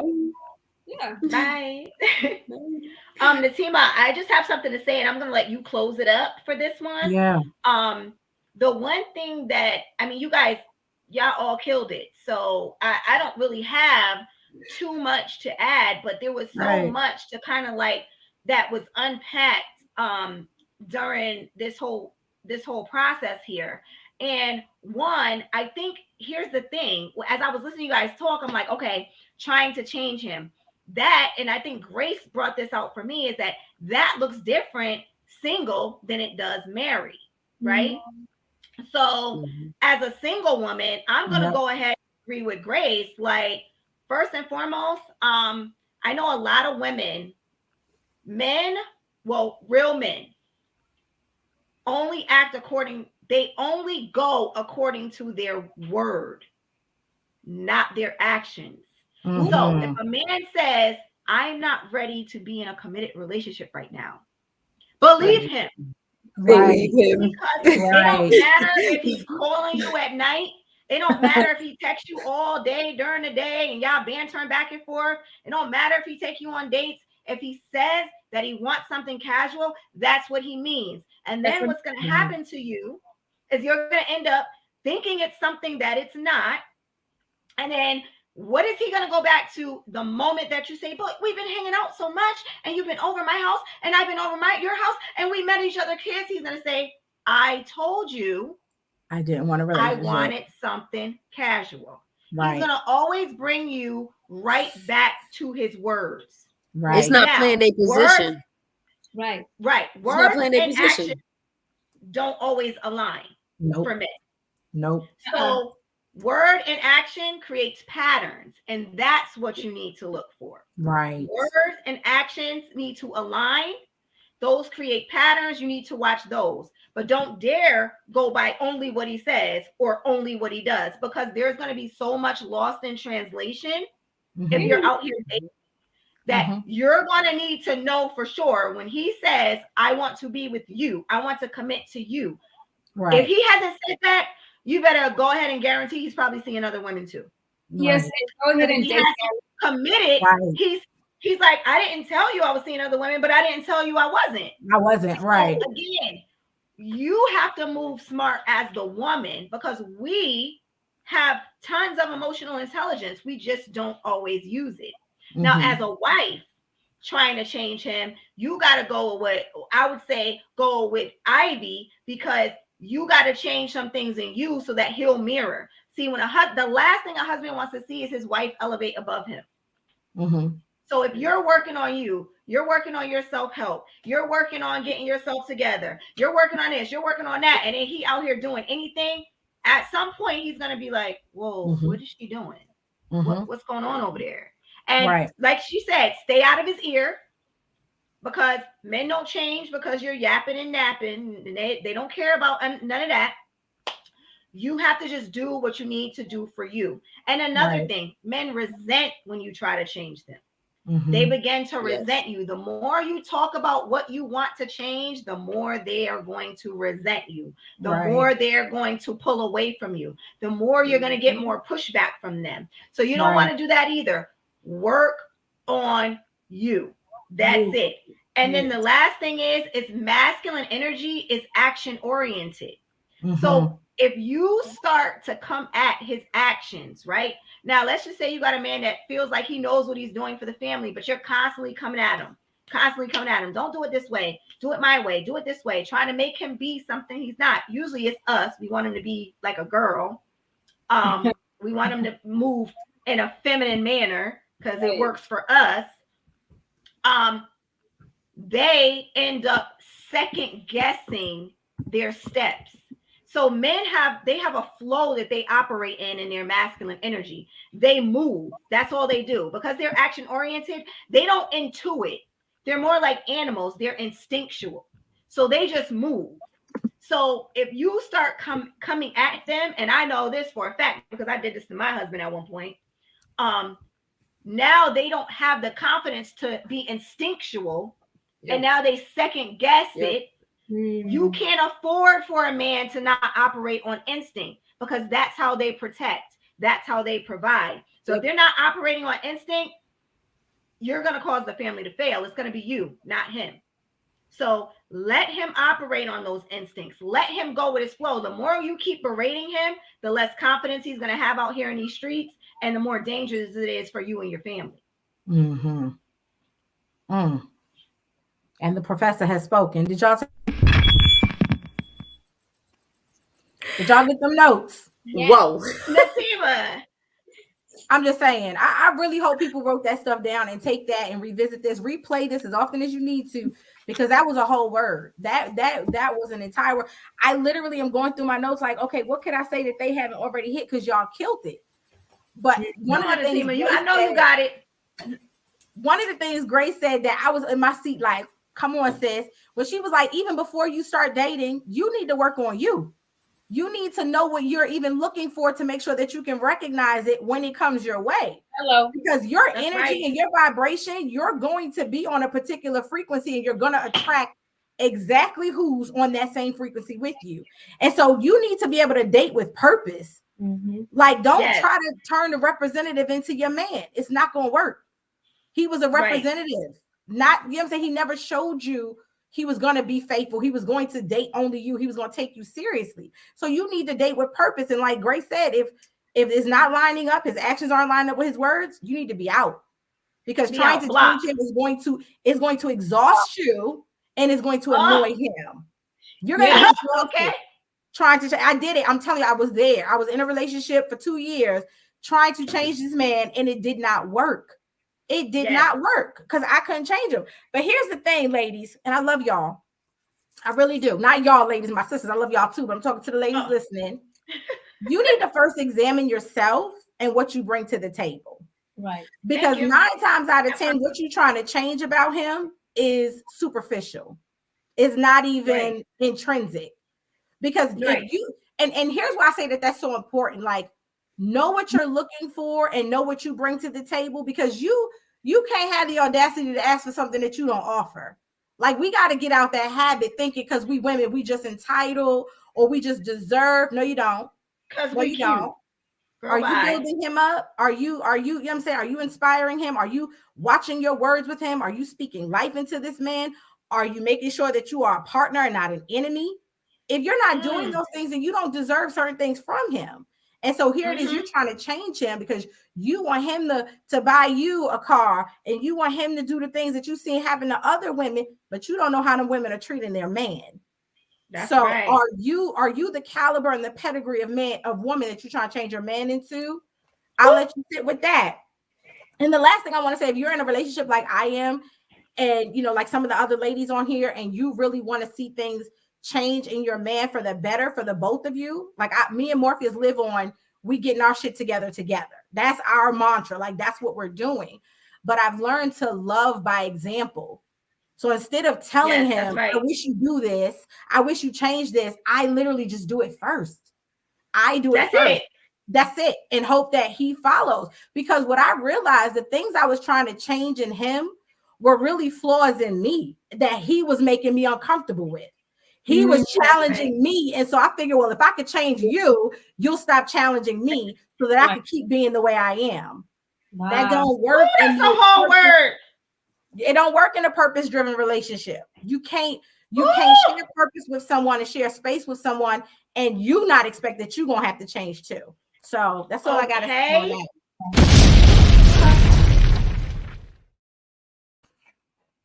And I know Ivy had something to add. Come on, Ivy. Come on. Like, sis, I'm over here taking notes. Like, that was it right there. That's that mirror. That's that mirror. Yes, that just really just blessed me. You just really just blessed me. Yes, but I just wanted to add to the ladies, here's the thing. Here we go. We getting back to that respect. Yes. A good man, in my experience, most men really, but a really good one is allowing you the space and the opportunity for you to go through your own transformation.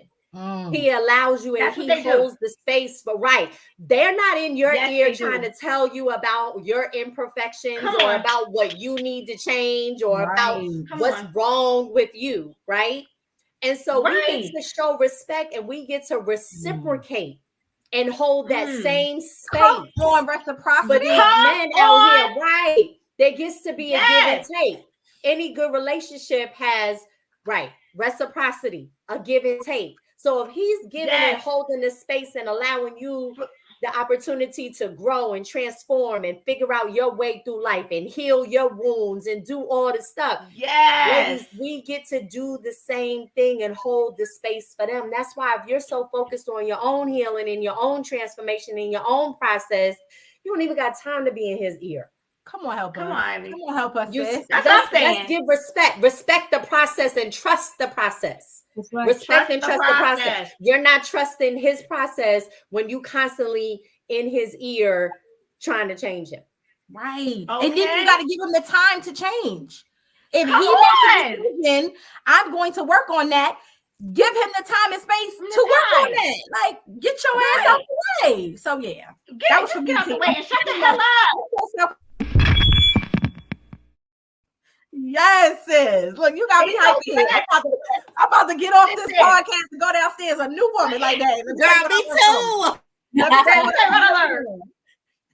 The ladies got me. Yeah. But listen, Ivy, that was so true because they're so patient with us. Yes. They hold the space for us through our mess. They know if we say, babe, I need to work on my attitude. I was learning about my tone of voice. They give us the time, the space, the room. They're so patient. But yet, here we go. Woody Woodpecker. Shut the hell up and give him the time and the space to work on him. And that mirror is no joke, y'all. Like, I know some of y'all might not even understand what we're talking about when we say that. But what that only means is that what you see is a reflection of you always. There is aspects of you in there that needs to change as well. Yes. So the very thing that you want to change about somebody else, you need to self-evaluate yourself first, because usually the trigger comes from you. It has nothing to do with the person that's showing you the mirror. And obviously it's magnified because that's what mirrors do, because that's the only way we'll see it is if it's bigger than what we're already doing. Oh, come on. So you have to look at the behavior. If you don't like it, look at you first. Look at you. Give you time. And if it's still showing up, then possibly bring it to him. But I have found that when you work on you first, you change you worry about you, their change automatically shows up, because here's the thing, like Ivy said, it either elevates or it falls away. And it falls away with no love lost either. It's not even bad. It's just that, you know, it didn't, you couldn't come on this journey. So listen, this was good. This was a whole word. Woo, I'm hot. Look, I'm over here texting people. Not like, everybody's going to be on the journey with you. I'm texting folks like, don't listen to skit on if you ain't on already. Like, oh. Go watch the after play. So we're going to look at some comments. We got to get to some comments. I'm ready. Carl says, most women want to change a man into a man they have never seen or been with before. It's like them consistently saying what a real man is. If they knew what one was, why don't they have one? Come on, Carl. Here he goes. Carl. No, come on. Here With he the goes. question. Okay. Constantly trying to change our standards. We don't like something or want someone, we are wrong, and they want us to change to accept them. Nah. Exactly. Nah, Carl. We ain't for it either. Facebook user says, great show, my sisters. All I can say is, wow, love the knowledge that you are all dropping. Thank you. Thank you. Another Facebook user says, praise a man for how he washed your car, and the next time you will get a wash and a wax. Come on with the bonus. Come on with the add-ons. Okay. With the plus tax. Carl says, is she really going to be happy if he changes, or better yet, will he want her if he changes? Oh, will he even still want her if he becomes this man? You better. Carl, that opens up a whole other a whole other topic. We need to bring that back to the show. We definitely do. We definitely do, because you over here trying to change a man to fit who you are now. But if you working on elevating who you trying to get him to change to be, may not even be who you want. He might outgrow you. Come on. Yes. Eddie Daniel says the problem in most cases are females don't follow their gut when knowing he won't change. Hope kills you slowly sometimes, but the understanding of what the reality is can save you fast. Come on, bro. Talk. Come on, brother-in-law. Morpheus Speaks says, we doing everything together over here. The family is the foundation of a corporation. The culture of a corporation determines its success. We don't have to do everything at the same time or in the same place, but us doing things together strengthens the culture of us as a unit and improves opportunities for success. Y'all hear my baby? Y'all hear my king? Jermaine Lowry says, my wife and I are great now, but this would have been a shortcut 20-something years ago, but I'm super in love with her. I will never quit on her. Oh, come on, sir. You all are Aww. blessed for the ones to come. P.S. Don't get me wrong. We all can do be better. Absolutely, Jermaine. Yeah. That's dope. Keep loving your queen. Facebook user says, if a man truly is in the place that he needs to be, and if he truly knows what he has is of value, he will change rather than to risk losing someone that he may never find again. Those facts. That is so true. Jermaine Lowry says, Ivy, preaching over here. What's up, Jermaine? Carl says they are trying to change him to meet their deficiencies. Ooh, that's good. That's what's right. Who they are now. Ouch. Ouch, Carl. Morpheus says, man, y'all be waking my spirit all the way up. Yes. Eddie says, great job, ladies. Thank you. Thank you. Thank you. And then Carl says, his change timetable is not yours. Sit down somewhere. No, seriously, take several seats. Stadium seats, No, Carl. seriously. We with you.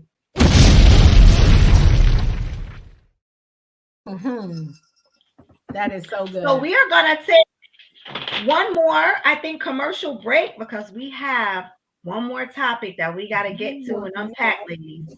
Yes.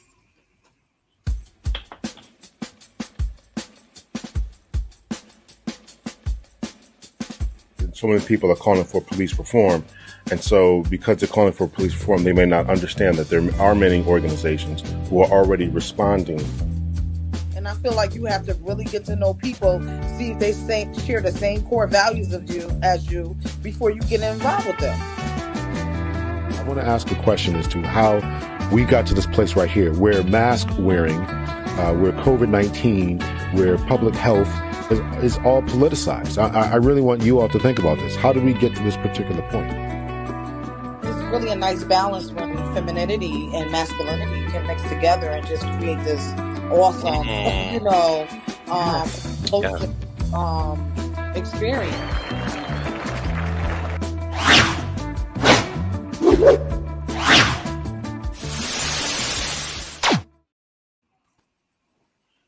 Hey, we are back.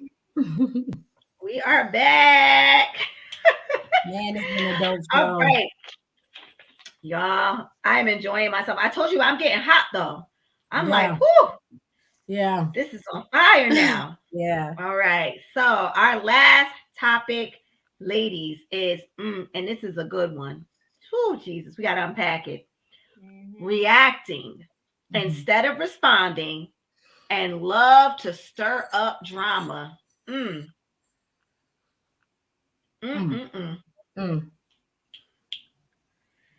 we got to do better. We got to do better. Why we always like,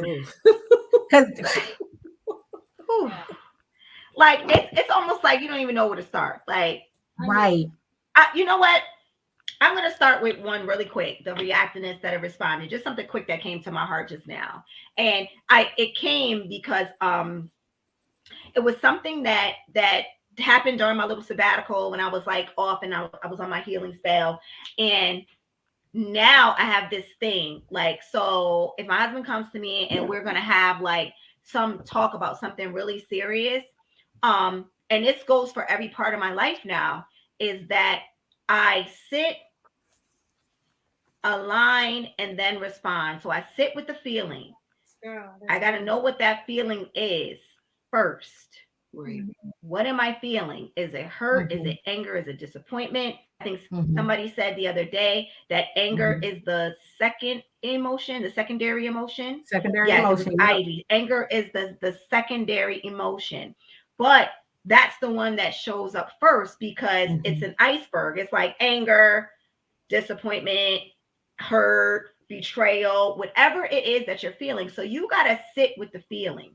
And a lot of times women think that, I hate this saying, like, women are so emotional. Women are not emotional. We're feelers. That's two different things. Emotional is an agitation of your feeling.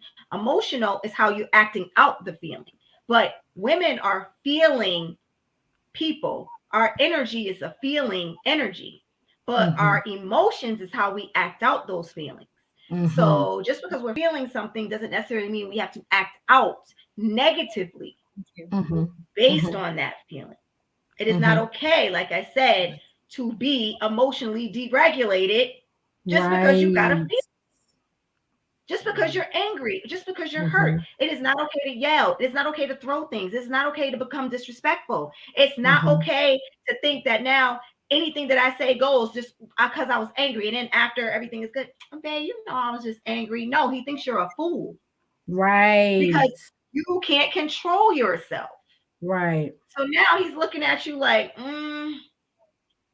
she's kind of crazy. And I don't know if I want to deal with that.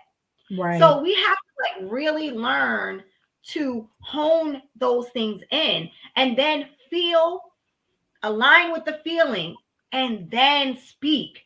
Don't just come out the gate. You don't even know where it's coming from, what it's coming from, why you're feeling this way. Because what he did could have just been a trigger from childhood and he don't even know what he did. Girl. He don't even know that this had anything. He's like, what? I just said, and you like, don't say I'm stupid. I was watching a show, and I can't stand this show because it has so much drama, but it's not a reality show, it's a real show. And the woman said, they were talking about their relationship, and he said, this is crazy. And she said, don't call me crazy. He said, you're not listening. I didn't call you crazy. I said, this is crazy. And us as women, we have that. We don't even let the thought complete before we think we assume what they were going to say about us, or we assume what their intent was, and then we just go. Right. Listen intently, align with the feeling, and then speak. That is how you react. That's how you respond instead of reacting. You got to sit still in it for a second, sis. Just sit still for a second. It's so true.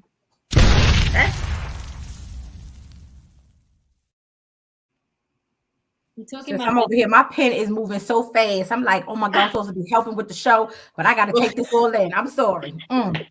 This is so Grace, I see you about to talk. Tell me what you had to say. Well, you talking my language. I wrote something down while you were talking. I said, reactions give us the clearest view of what we've experienced in the past. Subconsciously, we try to protect ourselves. So when we're reacting, it's not from a place of wisdom, but a place of self-protection. Wow. And I understand that. When Tanisha said, I'm just going to paraphrase, sit in your shit. Nobody likes to sit in shit. It's uncomfortable, right? Right. You take the time to sit in that space and figure yourself out. Why did I respond this way? Was it a perfume smell? Was it a tone of, what was it that made me feel this way? Right. And be slow to respond. So you're not reacting. Be slow to respond, because you will be labeled as crazy. Because every time something happens that reminds you of your childhood, you just fly off the handle. So you can't be upset when people label you crazy, because that's what they think. Right. Taking the time out to figure out, why the hell do I do what I do? Because I'm now, when you react, you react in cycles and patterns. And the reality is, most of the people that hurt us are either dead or they're really damn old. And we continue to allow that power over us. We're saying, you know what? You have so much power in my life, so I'm going to subcontract the power and give it to you. So I'm just like a puppet. No. You have to take charge of your healing if you want to live your best life. Because this is how I think about it, right? One life. There's no do-over. And if I know better, I'm going to do better. And I'm going to live. That's right, Grace. I'm going to be healthy. I am going to be emotionally. That's the thing. We don't want to talk about the emotional health, especially Black folks. Oh, we don't want to talk about that because my grandmama didn't do that. Well, that's why your grandmama was miserable, baby. And that's why she taught you to be miserable. So you want to be miserable, be whatever. And so your daughters start seeing that. And then your son starts seeing the bitterness, and your son thinks that his mother hates woman because you didn't heal. So now you have no respect for women. So what does he do? He mistreats women too, because, well, my mother didn't respect that, so I must get respect. And then the cycle just continues. Like, it just keeps going. Right. It's you being in your relationship. Let me tell you something. People say, when I was getting divorced, they're like, no, don't get divorced. Do it in ministry. Or they're like, it's going to harm the kids. No, baby. Divorce doesn't harm kids. It's the dysfunction that harms the children. Come on. Come on now. And they're like, oh, but my mom and daddy were married for 50 years and they both were miserable. Right. You were shoving in the corner in the kitchen and you were seeing that. So you thought one day when you grow up, you're going to shove your wife too. But guess what? We're in 2022, baby, you will go to jail. Okay? I'm tired of people using their past as an excuse to be assholes, to be bad mothers, to be bad wives, just to be bad people, period. Right. Are not taking responsibility for healing. Oh, so-and-so did this and this one did that. Okay, they did now. So what are you going to do as an adult? What are you going to do? Right. I'm tired of this. Right. Yeah, I'm like, oh my God. I'm solution oriented, okay? I see the problem all the time. What are we going to do differently now? Right. That's right.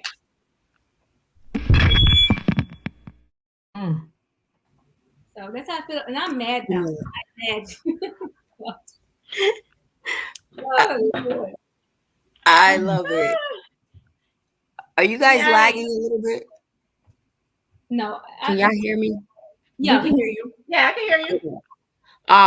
No. So I can totally relate to what you're saying, Grace. And I feel like, and I've been saying this for like the last year, and I only say it because I look at myself and everything I talk about, I just always relate it to myself. Just being aware. Most of us are not aware. Like for real. Sit, like Tanisha said, sit in our thoughts. Like, do we take that moment to pause and really sit in it? Grace, that it's our paradigm that controls us, right? Go back to it. Like she said, subconsciously, we are being controlled by our paradigm. Why do we have to listen to what our grandma said 30, 40, 50 years ago? Like she said, it's 2020. You can reprogram yourself. There's nothing wrong with reprogramming yourself. Right. Because a lot of our parents or uncles or whoever are living in their world, their old world. We live in a whole new world. Like everything around us is changing drastically. So change is hard. I'm not going to say that it's easy, guys. I'm sure you guys guys can experience it. I can say that I wanted to change. So you got to ask yourself, who are you listening to? Who are you listening to? What is your teachability scale? Your training balance scale? Because someone, we can talk to you all day long, but are you guys willing to change is the question. Right. That part. Because y'all see us, we're taking notes. We're all like-minded individuals. These ladies have so much more experience than me, but I'm not sitting here like, oh, well, I'm not going to listen to none of them. No, I'm taking this information in. So if there's anybody on here that's like so standoffish and don't want to listen, like pay attention to who you listen to. That's right. Seriously. And change. Because your coachability could be up here. You can listen, but your teachability is down here, or your change or whatever, then it ain't gonna match. So we could talk to you till you're blue in the face. But that has to be leveled out. There has to be a balance. That part. So that part. Wow. Mr. Timo, we're going to go to you. I know you got something that you wanted to add. Yeah, something that both Grace and Gianni said made me think about. I was in urgent care a couple of months ago with my daughter. And I was, I'm an ear hustler. I do it naturally. I'm from New York. You watch everything around you. It's just what you do. So I'm ear hustling and I'm listening to this couple across. And she is giving bro the business. I mean, she is really tearing him up with her mouth. And I said to myself, she ain't never encountered a man before. Because I'm sorry, it's just certain when you've encountered a grown ass man, you ain't talking to him like that. I'm sorry, you're not. And it's not to discredit old boy. I don't know who he was. He definitely looked like a male. You know what I'm saying? He looked like a male. But I said that woman ain't never been around a man, because there's no way you are going to encounter or converse with a man in the way she did. And I felt bad for him, but then a part of me was like, nah, bro, you got to step in and be like, sis, calm down. Like, you doing the most. Not only did she disrespect him in public, but she was disrespecting him as if what he was trying to do for whatever their baby was sick was just not enough. So she was very discrediting, and then she was very disrespectful. And I remember saying to myself, I went home and journaled that night, and I said, how many times have I reacted from assumption? How many times have I reacted from insecurity? How many times have I reacted from a place of disrespect? You know what I mean? Because it really does, like Gianni said, we don't sit in our self-awareness. Like, we're not even listening to the things that are coming out of our mouth. But I want him talking to me like that. Right. And then when he shuts down on you emotionally and he's closed off to you, you back to your assumptions. Well, you must be cheating. Well, you must be dealing with somebody else because you won't talk to me. No, because the last time I talked to you, you was disrespectful and crazy. So no, I'm not talking to you. If you're not creating a safe place for him to be able to communicate, he's not going to. And I'm telling you, sis, there are no cameras. There's no audience. So all that stuff you see on social media and Love and Hip Hop and all them stupid shows that are misleading you, those women may not get slapped, or those women may not get shut down by homegirl, but you just might. Because I wish one of my friends would talk to their man like that in front of me. I'm be like, sis, it's a no for me. So that's another thing, accountability. We got to hold each other accountable. Like, if you see your homegirl being disrespectful to her dude, like, that's not cute. That's not cute at all. Because I wouldn't let another woman disrespect my man. So why am I going to disrespect my man? Like, so yeah, that's that. I just wanted to put that out there. Like, y'all, some of y'all ain't been around a real man yet, and that's why you talk the way you talk. That's why you're reckless with your mouth.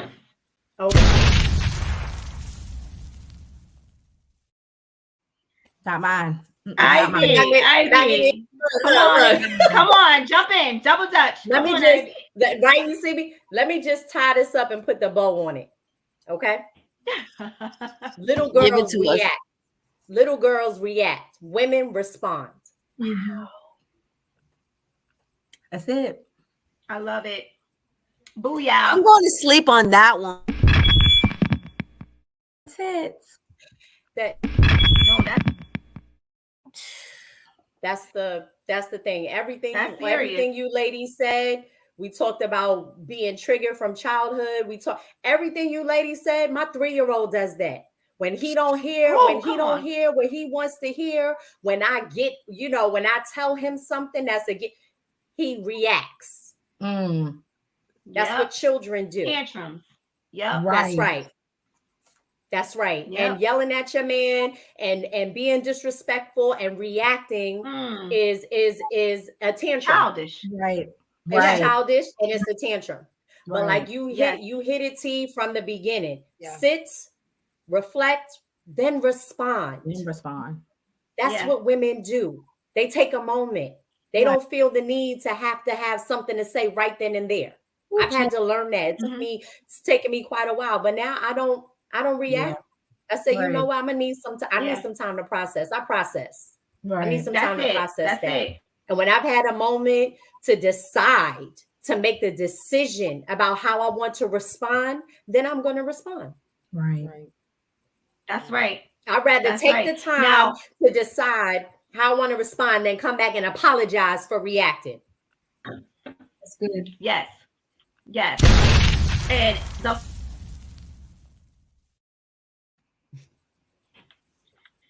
the funny thing about all of that is with that, and the last thing I want to talk about, which we didn't touch on, is the loving to stir up drama. Now, here's the thing: we don't live on Love and Hip Hop, but I have a chapter in my book. One of my books is called "Save That Convo for Your Friends," and men do not like the women in their life out stirring up drama, gossiping on the phone, talking about everybody. Oh, did you hear what such and such did at such and such? You coming home trying to tell him that dumb story that he don't care about. You mad because you didn't get invited to brunch and you're complaining about that to him. He does not care about the menial, dramatic things that happen in a woman's life that we feel are dramatic. They definitely don't want to hear about no gossip. They definitely don't want to hear about what your friends is going through. They definitely don't want to hear about how such and such at the job is trying to take your place because she gave the boss coffee before you. They think it's all stupid. Right. They're looking at you like, seriously? And you going on and on about the story. And he's like, this chick is drama. Like, that is a lot of reasons why you get ghosted, girls. Because you're talking too much and telling too much too fast. You in here, you on your date and you talking about a friend or drama that you had at the club, or you was at brunch and a girl threw a drink on you and he's like, next. Right. Yeah. Men it's a turn off. Don't like their women in drama. Right. It is a complete turn off. They want women that act like a lady. Right. They want women that are mature. Nobody wants to date a little girl. Right. Nobody. Right. I was watching a show because I'm always watching things. I was watching Ready to Love. That's like a show where, and me and my husband watching and we analyze the couples and be talking. But the guys, the two women got into like a little cat fight and they like looking back and forth like, and they just like I can't. We don't realize that they just really can't be involved. They just can't be bothered. And then we're upset that they're not on our side. Like, you're not even saying nothing. I told you what that girl did to me. And he's like, because it's stupid. Right. There's nothing to say. So we got to stop. We can't, the loving to stir up drama, that part got to go too. Because no one wants to be attached to that. Like, no one wants to be attached to you that every time you go out, there's a problem. You know what I mean? Every time you go out, somebody's cutting their eyes at you, or the waitress gave you attitude, or like men want peace. They don't want you finding something wrong with every little thing. And if that's you attract the drama. You attract the drama, and not to mention, if you married, you're a reflection of him everywhere you go. Exactly. So now you out here cutting up and acting a fool and always in some drama, and they like such and such wife is always in something because they're not going to say you. Right. How you conduct yourself outside of the home is always a reflection of the man that's in your life. Right. Period. So you need to act and do accordingly. Right. Especially if you're trying to get him to marry you. Right. Oh, it's funny. For real, Grace. I'm serious. But the thing of it is, women nowadays are so desperate to get married. Like, you would think like their life depends on it. So you just choose anything and you put up with anybody's shit. Like, you just no. I'm like, I watch women and I'm like, okay, you're 40, you just got divorced, but now you decided that you're gonna live your best life. But you're not living in decent and in order. You're doing what you're supposed to have done in your 20s. Right. Right, you're being ratchet now. It's too late, girl. You missed it. Exactly. The window is won't gone. cute at 20, but dang sure ain't cute at 40. Yeah, well, you missed your window. I'm sorry. Hunker down. Sit down somewhere. Yeah. I think we have comments, Natima. Let's get to our comments. Yes. Let's get to the comments. Facebook user says, my sisters, what you all are saying is straight on a university level for any sister that wants to attend class. Facts. Class sessions is open, right? Facebook user says, hey, Queen, sending big love your way. Thank you. That's right. Morpheus Speaks says, as men, our mothers are usually the first to teach us to accept emasculation. Facts. Woo, toxic mothers. That's a topic we need to do, them toxic mothers. Yes. Facebook user says, come on, sis, help today. Carl says, if she not a safe place, he not gonna talk to you. Facts. Louder. She not. Louder. Facebook user says, I so agree, Ivy. That's it. Facts. She put a bow on it. Bow on it. And another Facebook user says, y'all are teaching today. We trying. trying to help somebody. Kill it. It is so draining. For real, kill it. Knock it off. Like, let's just stop. Knock it off. Just knock it off. It says Grace is a Grace G. a G. Grace is a G. Facts. Carl says we are not marrying a drama queen. Indeed not. No, take sir. queen off. We need Indeed. to stop putting queen on that. We are not marrying a drama. That's it.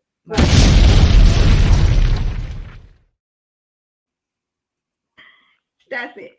That's it. You just drama. You are not a queen. Mika, hi. Hey, Mika. Hey, girl. Hey, boo. We miss you. Sure do. Yes. All right, ladies. So what we are going to do now is we need to wrap this show up. What is it that we want to leave as a gem for our sisters on this show tonight? Listen, I'm going to start with Gianni. Gianni, raise her hand. Come on, Gianni. Okay, can I go first? No, I Yes. just want to go back to basically, who do you listen to? Like, really, really listen to that. Like, who do you listen to? And understand that God is with you in every step of the way.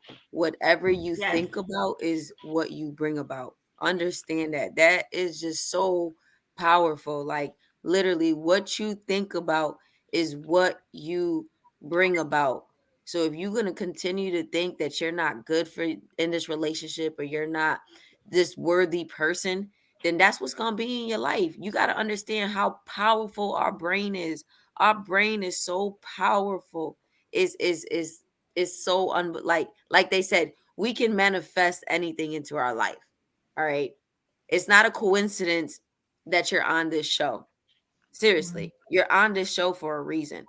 If you're here, whatever it is that you took, whether it's now or it's a replay or whatever, you take it, use it to your advantage, and change your life, because nothing changes if nothing changes, guys. Make those changes for you to better yourself, because it's about you, your feelings, and being a ball of positivity. That's good, sis. That's good, sis. Absolutely. Absolutely. Grace, you have anything you want to tell the people our last wrap-up moment? I do. I was just thinking something I wrote today, which is interesting. I was writing, what would I tell my younger self, right?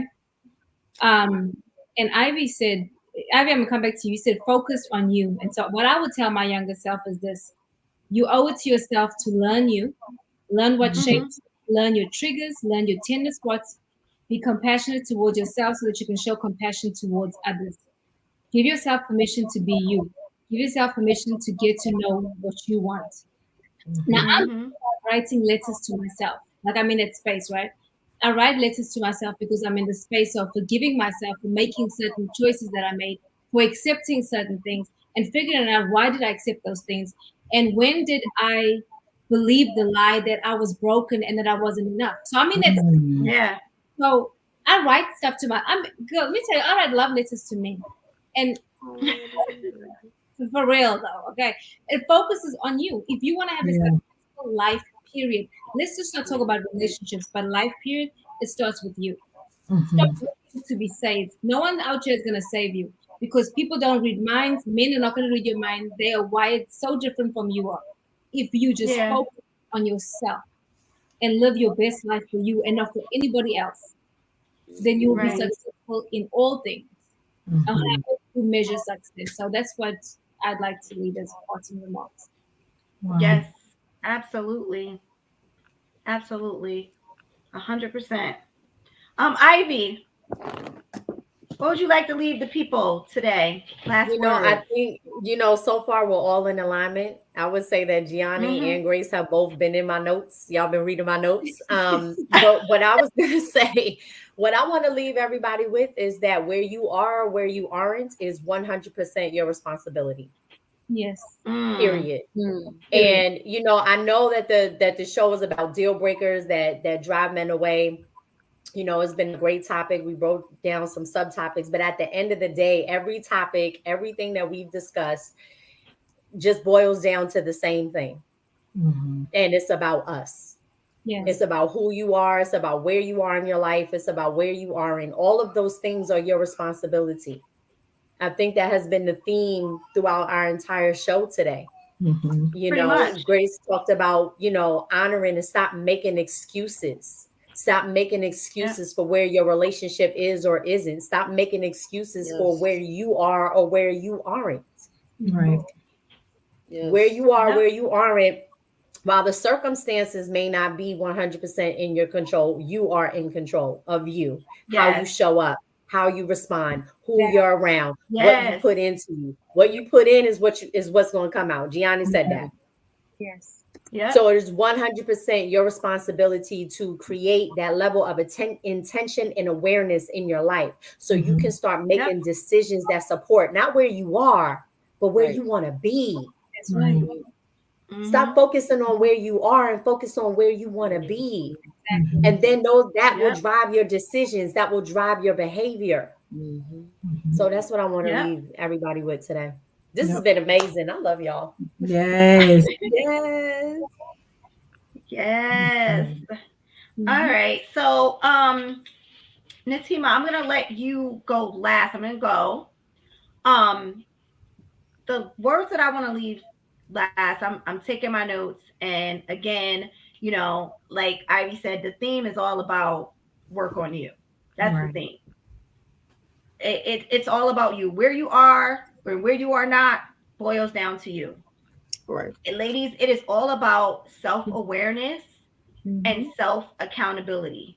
To not be aware of self, you're doing yourself a disservice, sweetie. And you need to be aware of who you are being, what you are feeling in almost every moment. That is how you become self-aware. If you desire a fulfilling, loving, and committed relationship, become the best version of yourself before you try to get into a relationship. Learn yourself, learn your triggers, heal those triggers.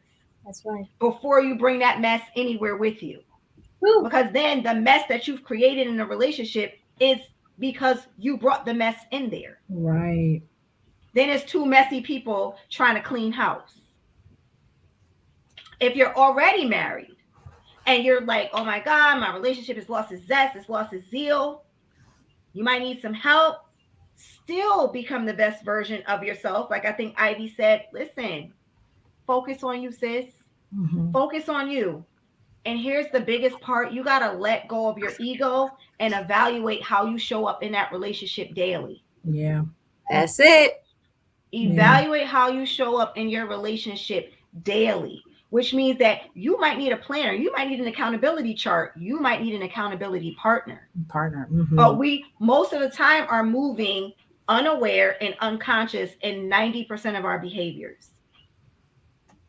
And we don't realize how it's translating to others. And then the last thing I wanted to say was just watch what you put into your eyes and your ear gates, because that's what creates who we are. Right.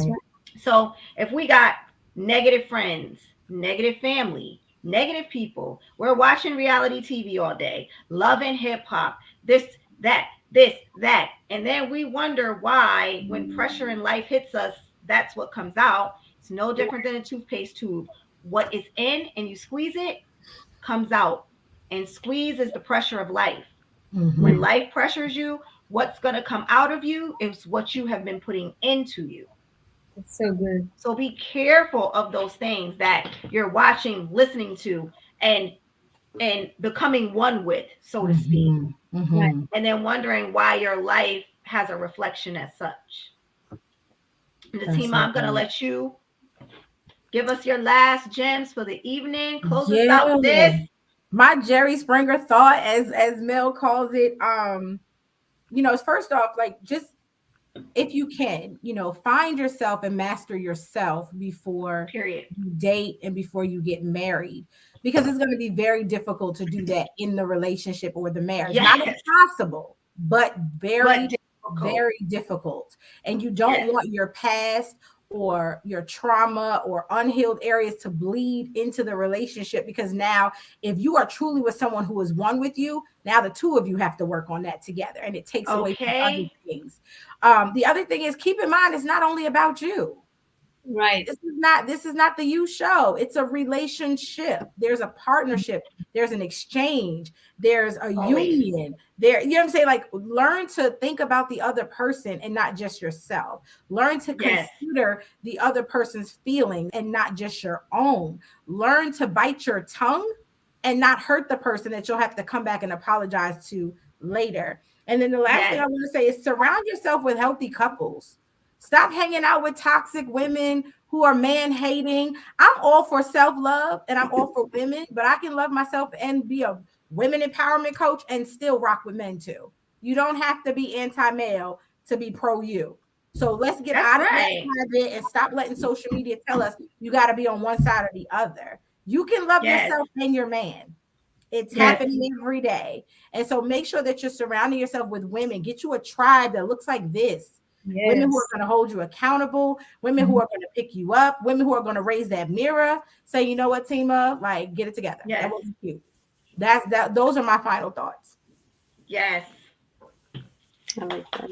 Ladies, great thank show. you guys. This was amazing. Yes. I'm so full. Yes. Looking forward to the next. Yes. We about to take over. Right. Take over for her? No, just kidding. Samantha, don't be excited. Yes. We One are last